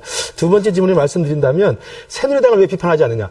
아까 지금 일부에서 남북관계 외교할 때 제가 가장 많이 비판한 게 바로 이준석 위원장입니다. 그러니까 우리 당은 새누리당 질문을 제가 조금 더 명료하게 말씀드릴게요. 새누리당의 집권을 막는 게 가장 큰 목표입니다. 양당이라면 두 당인데 제2야당을 공격하고 비판하고 뭐 지분을 좀 줄이는 건 좋은데 뭐 받아들일 수 있다고 치면 제1당에 대해서는 왜 도대체 그런 노력을 안 하느냐 이 말입니다. 그게 기본이라는 거죠. 그러니까 탈당의 기자회견도 마찬가지고 우리 창당 선언문도 마찬가지고 강령도 마찬가지고요. 정권 교체를 위한 새로운 야당 만들기가 우리 당의 기본입니다. 그러니까 그동안의 더불어민주당은 뭐냐면 정권 교체가 불가능한 기득권에 안주한 불임정당이었기 때문에 저희들이 비판한 것이었고요. 가장 큰 목표는 뭐냐면 그 불임정당을 새로운 야당으로 만들어서 새누리당의 집권을 막는 정권 교체가 가능한 야당으로 만들겠다는 것이 우리 목표이기 때문에 지금은 잉태가 가능한 건강한 정당으로 그렇지 않습니다. 그렇지 않습니다. 다시 들어오시는 거 어떻습니까? 새로운 바지사장님께서 하시는 것이 무슨 의미가 있겠습니까? 그다음에 세 번째 질문 주신 거 말씀드리자면 예, 여기까지 들어야 될 것 같은데 세 번째 그렇습니까? 질문 답을 들을 시간이 지금 다 소진이 됐습니다. 김우식 위원장께서는 계속 시간과 지금 싸움을 하고 계신데 혹시 뭐 네 분이 다 확실하게 이해를 하고 지금 실행을 하고 계십니다만은 혹시나 해서 잊으셨을까 사회자로서 다시 한번 말씀드립니다. 저희 주제는 지금 정책 토론회고 정치 개혁과 관련된 말씀을 나누고 있습니다. 잊지 않으셨으리라고 믿습니다. 예, 그러면 계속해서 국민의당 김근식 위원장께 주도권 토론 기회 드리겠습니다. 어느 분께 질문하시겠습니까? 네, 우리 새누리당 이준석 위원장님께 예, 시작하시죠. 제가 그 오기 전에 새누리당의 이제 강령을 좀 봤습니다. 그 국민과의 약속을 10개를 해놓으셨습니다. 그래서 뭐 다양한 부분에 대한 정책 공약이 있습니다만 제가 눈을 씻고 찾아봐도 정치 개혁에 대한 공약이 없습니다. 그래서 저는 혹시나 우리 정의당 나경원 대표나 우리 이철희 본부장이 지적을 했습니다만 우리 대통령께서 정말 제왕적 대통령에 익숙하시고 또 새누리당이 제왕적 대통령의 지시나 분노에 그냥 꼼짝 못하는 이런 정당에 익숙하기 때문에 혹시라도 강령에도 정치 개혁에 대한 또 정치 선진화에 대한 또 정치 문화 개선에 대한 이런 부분에 대한 고민이 없지 않나 저는 의구심이 좀 들었습니다. 그래서 과연 당 강령의 정치 제도 부분에 대한 정치 개혁에 대한 강령이 없는 이유하고 만약에 이준석 위원장님 개인적으로 생각하는 새누리당의 정치 개혁의 비전은 어떤 것인지 좀 묻고 싶습니다. 정치 개혁에 대한 그 정강정책 개정 작업을 했던 사람이 저와 김종인 대표였습니다. 그래서 참 역설적이긴 한데요. 그때 정치 개혁에 대한 부분은 정치개혁 특위에서 따로 논의하기라고 저희가 뺐던 것이 정강정책 소위의 결정이었습니다. 왜냐하면 공천제도 등과 관련된 부분은 정강정책에 못 받기에는 너무 유동적인 부분이 많기 때문에 따로 빼서 관리하자는 이야기가 있었고 그래서 시스템 공천을 이렇게 처리한 겁니다. 그리고 아까 말씀드렸던 것처럼 당원 당규상으로는 충분히 당원이 된 대통령과 그리고 당과의 관계라든지 여러 가지 역학관계에 대해 가지고 명시되어 있습니다. 하지만 법이라는 것을 원래 힘을 가진 사람이 법에 따라서 제도를 운영해야지 그것이 제도가 잘 시행되는 것인데 지금의 당과 그 청와대의 관계 하에서는 그것이 잘 안 되고 있다는 비판은 충분히 겸허하게 받아들이겠습니다. 하지만 어떤 제도든지 그 운영하는 사람에 따라서 또 운영하는 주체에 따라서 다르게 운영될 수 있다는 것은 아마 국민의당도 익히 알고 있을 것이라고 생각합니다. 예. 그렇기 때문에 좀 정치개혁에 대한 그런 고민과 어떤 명시적인 어떤 강령이 없는 이유가 혹시라도 아까 이철희 본부장도 이야기했습니다만 지금 공천 작업이 진행되는 과정을 보면 정말 이양구 공관위원장의 그 정말 무소불위의 권력을 행사하는 걸 보면서 새누리당의 본래 대표였던 김무성 대표가 작년부터 대표가 된 이후로 계속했던 게 오픈 프라이머리고 공천권을 상향식으로 국민에게 돌려주겠다 했습니다. 그러나 그것이 된 것이 하나도 없다고 지금 모든 국민들은 의아해하고 있습니다. 그러니까 실제라도 정치개혁이나 정치제도 선진화에 대한 고민이 없었기 때문에 막상 공천이라고 하는 가장 중요한 정치제도의 어떤 새로운 개선의 어떤 계기가 됐던 이 시기에 전혀 못하고 있는 게 아니라는 의구심이 들고 있고요. 다시 말씀드리면 이양구 위원장이 현기환 정무수석을 만난 것을 지금 부인하지 않고 있습니다. 그러면 가장 엄정해야 되고 객관적이어야 될 공천관리위원장이 그리고 새누리당 대표까지 경선에 붙이고 큰소리 치고 있는 공천관리위원장이 정무수석을 만났다는 것에 대해서는 모든 국민들이 청와대에서 밀실에서 아까 우리 위원장님 말씀하셨습니다만 힘 있는 사람이 해야 된다는 말씀하셨는데 힘 있는 제왕적 대통령으로서 박근혜 대통령이 다 하고 있는 게 아닌가라고 하는 밀실 공천, 또 사적 공천이라는 의식을 갖고 있습니다. 그래서 어떻게 공천을 받은 입장에서 어떻게 생각하십니까? 사실 공천이라는 거는 충분히 공정한 절차를 거쳐야 되는 것이고요. 그 안에서 사적인 모임이 있었다고 하면 충분히 의심살 부분도 있고 나중에 반발이 있을 가능성도 있습니다. 그 부분에 대해서는 현기환 정무수석과 그리고 이양구 위원장의 행동이 약간 좀 미진한 부분을 인정해야 될 것 같습니다. 하지만 지금 또 제가 한 가지 반론을 제기해보자면은 국민의당 같은 경우에도 지금 보면은 호남 지역 공천에 대해 가지고 상당한 반발 기류가 있습니다. 일부 천정배 대표 계로 분류되는 분들 같은 경우에는 뭐 점수 채점하는 과정에서 안철수 대표계의 사람들이 아주 과도하게 안철수에게 많은 점수를 줬다라는 것이 실제 언론에 언급되기도 했습니다. 이것의 진실관계는 파악해봐야겠지만은 오히려 시스템적인 공천을 지금 행하지 못하고 있는 것은 국민의당이 아닌가 이런 반박을 하게 되고요. 이번에 제도상의 개혁은 새누리당 같은 경우에는 안심번호 공천제나 이런 부분 상향식 공천의 취지를 살린 공천을 단수가 아닌 지역에서는 최대한 많이 활용하고 있습니다. 물론 컷오프 제도라는 이런 부분은 우리가 상향식 공천의 취지에 부합하지 않는 부분이 있지만은 100% 만족할 수 있는 첫 술에 배부르는 그런 정책이 어디 있겠습니까? 앞으로 개선해 나가면서 그런 부분을 완성시켜 나가겠습니다. 예. 이준석 위원장님이 꼭 입성하시면 정치개혁에 좀 선봉에 쓰셔서 정말 청와대에도 큰 소리 좀 할 말씀을 하시고 또 당대표나 또는 당 공천 과정에서 잘못된 일을 꼭 좀 시정해 주시길 바라고요. 다음 우리 더불어민주당의 이철희 본부장께 좀 질문을 드리겠습니다. 제가 사실 작년 9월에 제 개인적으로 야권 성향의 이제 전문가들을 몇 분 모셔가지고 포럼을 만든 적이 있습니다. 국민공감 포럼이라는 건데요.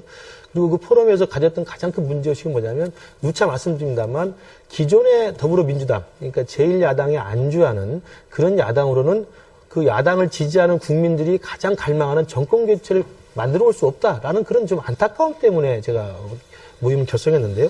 왜 그러면 지금의 기존 야당으로는 정권 교체가 불가능한가? 제가 생각하는 건 5가지 정도가 있는데 그 견해를 좀 묻고 싶습니다. 첫 번째가 뭐냐면 아까 말씀드린 진영 논리입니다. 그러니까 지금의 야당의 국민들에게 새누리는 싫은데 새누리 싫은 사람이 고개를 돌려서 보면 야당이 더 싫은 겁니다. 왜? 진영 논리에 빠져있기 때문입니다. 자폐적 진영 논리가 있고. 두 번째는 생계형 정치인에 머물고 있다는 것이고요. 세 번째로는 소수의 과잉 대표인데요. 아까 말씀하셨습니다만 좀 유연한 정책을 하려고 하면 이른바 소수의 목소리 큰 세력들에 의해서 떠밀려가가지고 과잉 강경대회를 할 수밖에 없는 구조가 있습니다.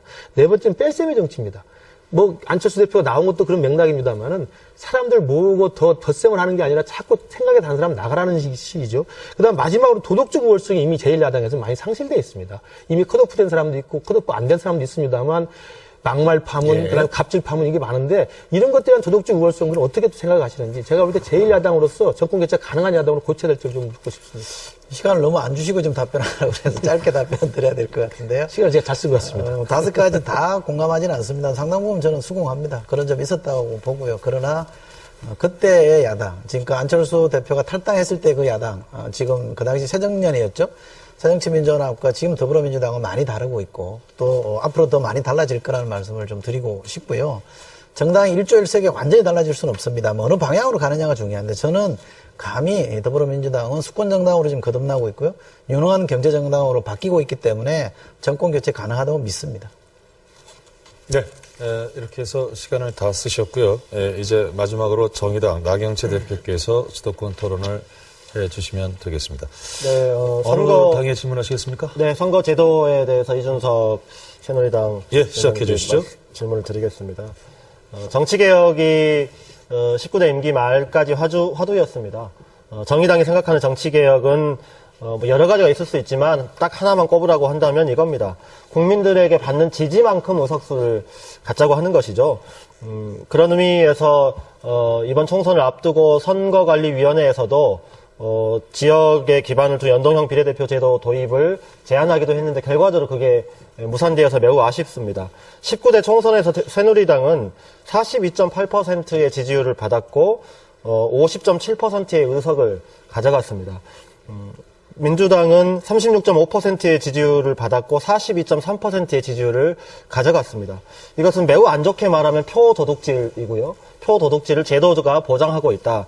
좀 더 얌전하게 말하면 보너스를 받은 거다.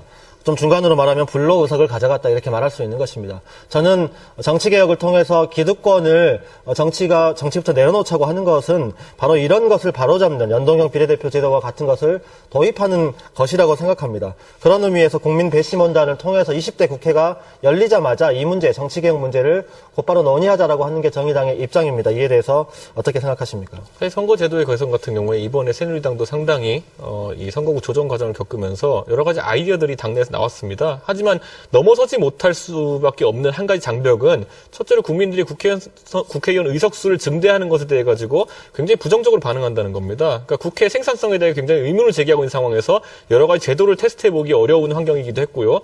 또 지금 정의당이 상당 부분 지금 방금 전에 언급하신 것처럼 당 지지율에 비례해서 얻길 원하는 비례대표 의석에 대한 부분도 아마 정의당의 생각하는 것만큼 국민들의 지지도가 높지 않습니다. 그것은 물론 정의당의 책임이 100%는 아닙니다. 그것은 과거 지난 19대 선거에서 정의당이 통합진보당과 같이 있던 시절에 뭐 일부 문제 있는 인사들이 비례대표 공천을 받으면서 비례대표에 대한 인식 자체가 국민에서 나빠진 부분도 있기도 합니다. 그렇기 때문에 앞으로 우리가 좀 더 좋은 모습을 보인다면은 비례대표를 통해 가지고 정의당이 말하는 것처럼 좀 더 그 지지율에 비례하는 어떤 의석을 확보할 수 있지 않을까 생각해 봅니다. 네.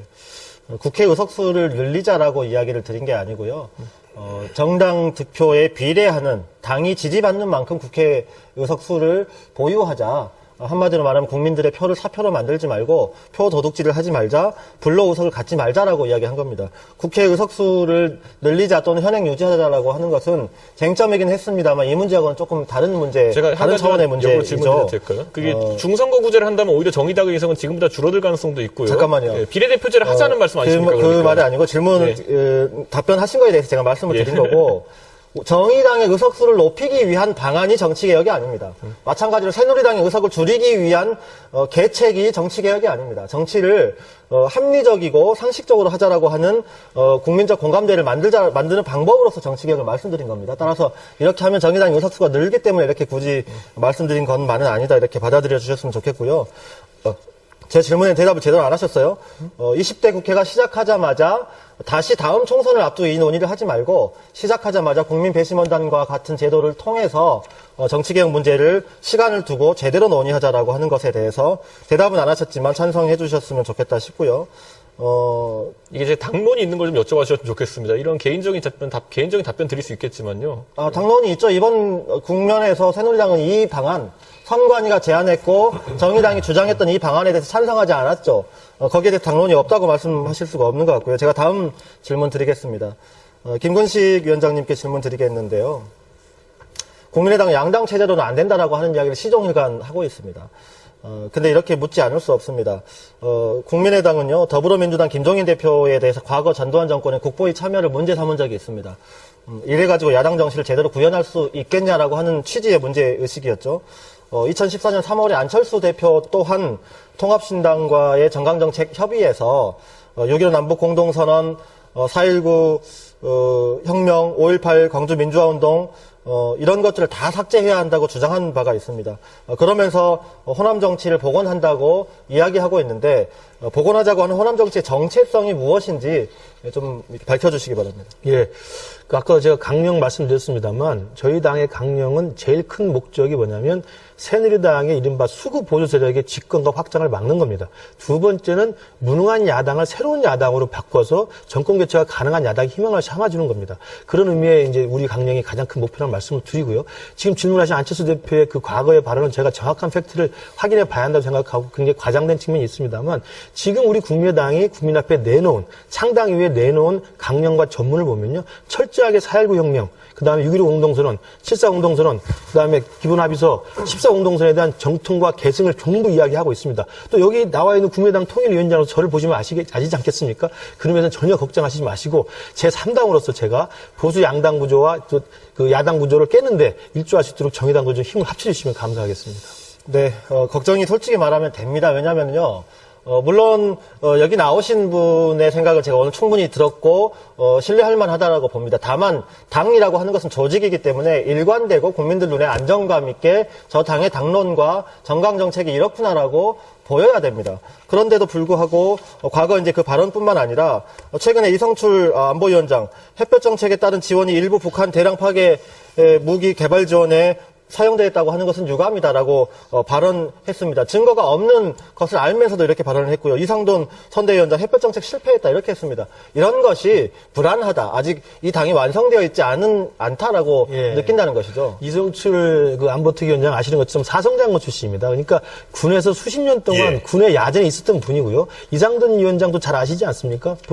과거에 이제 보수의 아이콘으로 활동하셨던 분이기 때문에 알겠습니다. 그분들이 다 우리 당에 와 있다는 것은 아까 말씀드린 새누리당의 지지층과 야당의 지지층을 우리가 흡수하는 우리 중도정당으로서 의미가 있는 것이고요. 그러나 그 국민의당의 중도가 왔다 갔다 한다는 의미는 국민의당의 대표 제가 와 있기 때문에 햇볕 정책만큼 꼭 믿어주시기 바랍니다. 시간보다 좀 한 30초가량 좀 더 쓰시는 셈이 되는데.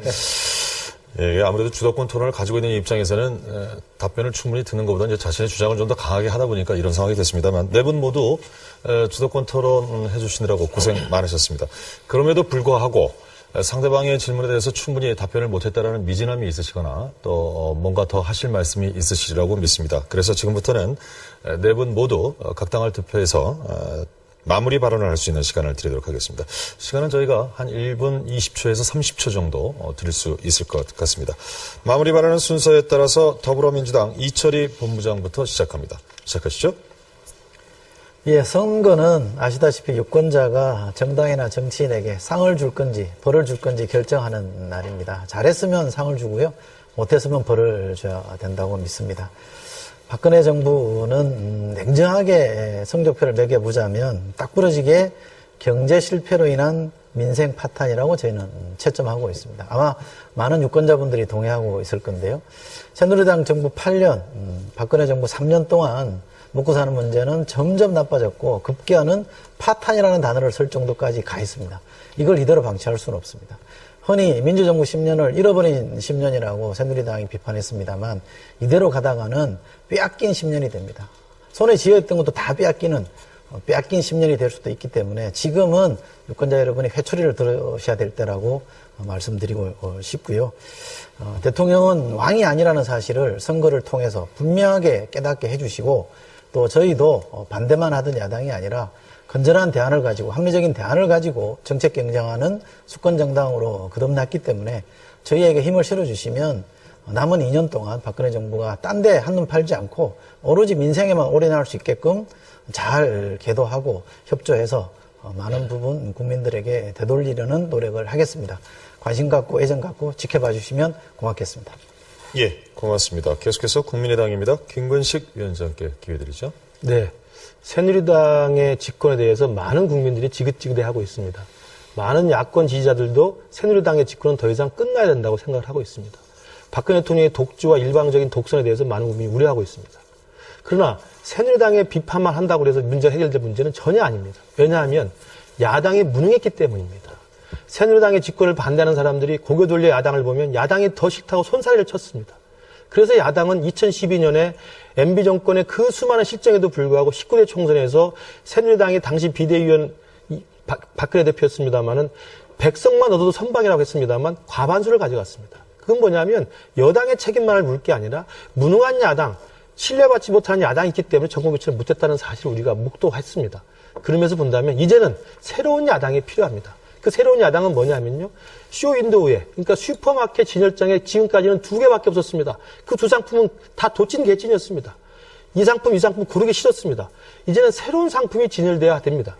그래야만 소비자가, 유권자가 새로운 선택을 할 수 있다고 보고요. 이제는 소비자 유권자들에게 갑질을 하는 여당과 야당의 이런 양당의 독점 구조는 해체해야 된다고 생각을 합니다. 그러면서 이 3당으로서 우리 국민의당 여러분들이 꼭 지지해 주시길 바라고, 지금 더불어민주당이 보여주는 아까 이번 부장님 말씀하신 새로운 변화는 제가 볼 때 유장과 분식에 불과합니다. 순식간이고요. 여러분들이 또 표를 몰아준다면 야당으로서의 관성에 또 안주할 거라고 생각합니다. 여러분들 현명한 판단을 부탁드리겠습니다. 예, 고맙습니다. 다음은 정의당입니다. 나경채 대표 말씀해 주십시오. 다음 주 24일이면 총선 후보 등록이 시작합니다. 그런데 후보 등록을 이제 한 열흘 정도 남기고 있는 이 시점까지도 후보가 누구인지 또는 각 당의 그 후보의 주요 정책이 무엇인지 우리 국민들이 아직 알고 있지 못합니다. 그래서 깜깜이 선거라는 이야기가 나오고 있는 것입니다. 박근혜 대통령 모든 분야에서 실패하고 있는 것으로 보입니다. 모든 분야에서 소통이 없기도 합니다. 국회가 이것을 견제하고 제대로 대안을 논의하는 대신 각 당마다 공천을 둘러싸고 공천 패싸움으로 여념이 없다고 하는 점은 매우 안타깝습니다. 한두 사람의 제왕적 실력자가 아니라 당비를 내는 모든 당원이 공직 후보자를 직접 선출하는 유일한 원내 정당인 정의당의 입장에서는 매우 유감스럽습니다. 그래서 정의당에는 공천 갈등이 없습니다. 우리는 이미 후보를 확정하고 정책 선거를 준비하고 있습니다. 그런 의미에서 다른 정당들에게 이 이야기를 꼭 하고 싶습니다. 이런 말 아실 겁니다. 예전부터 구전되어 오는 말인데요. 거부가 머리를 내놓아라. 안 놓으면 구워 먹으리. 우리 국민들이 지금 이렇게 말하고 있습니다. 새누리당아, 더민주당아, 국민의당아, 정책을 내놓아라. 안 내오면 이번 선거에 심판하겠다. 이렇게 국민들이 말하고 있는 것으로 받아들이고 공천 패싸움 중단하고 정책 중심의 경쟁하는 선거 만들어주십시오. 감사합니다. 예, 고맙습니다. 이제 끝으로 새누리당 이준석 전 위원장의 마무리 발언 듣습니다. 예, 사실 새누리당도 문제가 있긴 합니다. 최근 들어가지고 각 당에서 패권을 놓고 벌어지는 여러 가지 모습들이 국민들의 눈살을 찌푸리게 할 겁니다. 그런데 사실 야권에서 대안 세력이라고 주장하는 분들도 사실 그렇게 아름다운 모습을 보여주지는 않고 있는 것 같습니다. 서로를 바지 사장이니 차르니 이렇게 언급하면서 이렇게 공격하는 모습에서 과연 새누리당을 비판하는 모습과 더불어서 희망을 찾을 수 있는지 그것은 의문입니다. 우리가 사실 정치를 하면서 잊지 말아야 할 건 책임입니다. 책임지는 정치를 할 수 있는 정당이 바로 수권 정당이 될 수 있습니다. 공약을 제시할 때도 하나하나 이것이 가계부에 맞는 공약인지 제시할 수 있어야 하고요. 만약에 뭔가 복지 정책을 제시하려면은 그에 따른 재원 조달책을 같이 내지 못한다면은 그것은 공약이라 할 수 없습니다. 그런 부분에 따라서 새누리당은 지금 나라 안 살림을 책임지고 있는 정당으로서 좀 더 책임감 있는 그런 공약들을 내려고 합니다. 그리고 매번 우리가 찾아갈 때마다 식당 간판이 바뀌어 있고 식당 주인이 바뀌어 있는 정당에 어떤 기대를 할 수 있겠습니까? 새누리당은 차라리 앞으로 우리가 받을 비판 모두 다 책임을 안고 가겠습니다. 그리고 더 나은 음식을 개발해서 국민들께 대접할 수 있도록 하겠습니다. 단순히 새누리당에 실망한 부분이 있다고 해가지고 그것을 비판을 위한 비판을 하는 사람들이나 아니면 양비론자들이 그 대안이 될 수 없다는 것을 이번 선거에서 국민들이 꼭 심판해 주시길 부탁드리겠습니다. 앞으로 항상 말씀드린 것처럼 책임을 지는 정당이 되겠습니다. 예, 이렇게 마무리 발언까지 해서 오늘 정책 토론의 순서가 모두 다 진행이 됐습니다. 열띤 토론 진행해 주신 네 분께 진심으로 감사의 말씀 드립니다. 20대 국회의원 선거일 이제 꼭 30일 앞으로 다가왔습니다. 오늘이 바로 선거 직전에 마지막 정책 토론의 순서라고 제가 말씀을 드렸습니다만 중앙선거관리위원회에서 이번 선거에 붙인 슬로건이 아름다운 선거, 행복한 대한민국입니다. 오늘 토론회가 아름다운 선거 그리고 행복한 대한민국으로 가는데 유권자 여러분들의 현명한 판단을 하시는데 도움이 되는 그런 토론회였기를 진심으로 기대해봅니다. 참고로 중앙선거방송토론위원회는 4월 초에 비례대표 후보자 토론회를 또 3차례 예정하고 있습니다. 계속해서 많은 분들의 관심을 부탁드리겠습니다. 자, 그럼 저는 오늘 토론회 여기서 인사드리겠습니다. 네 분 감사드리고요. 함께해 주신 시청자 여러분 고맙습니다.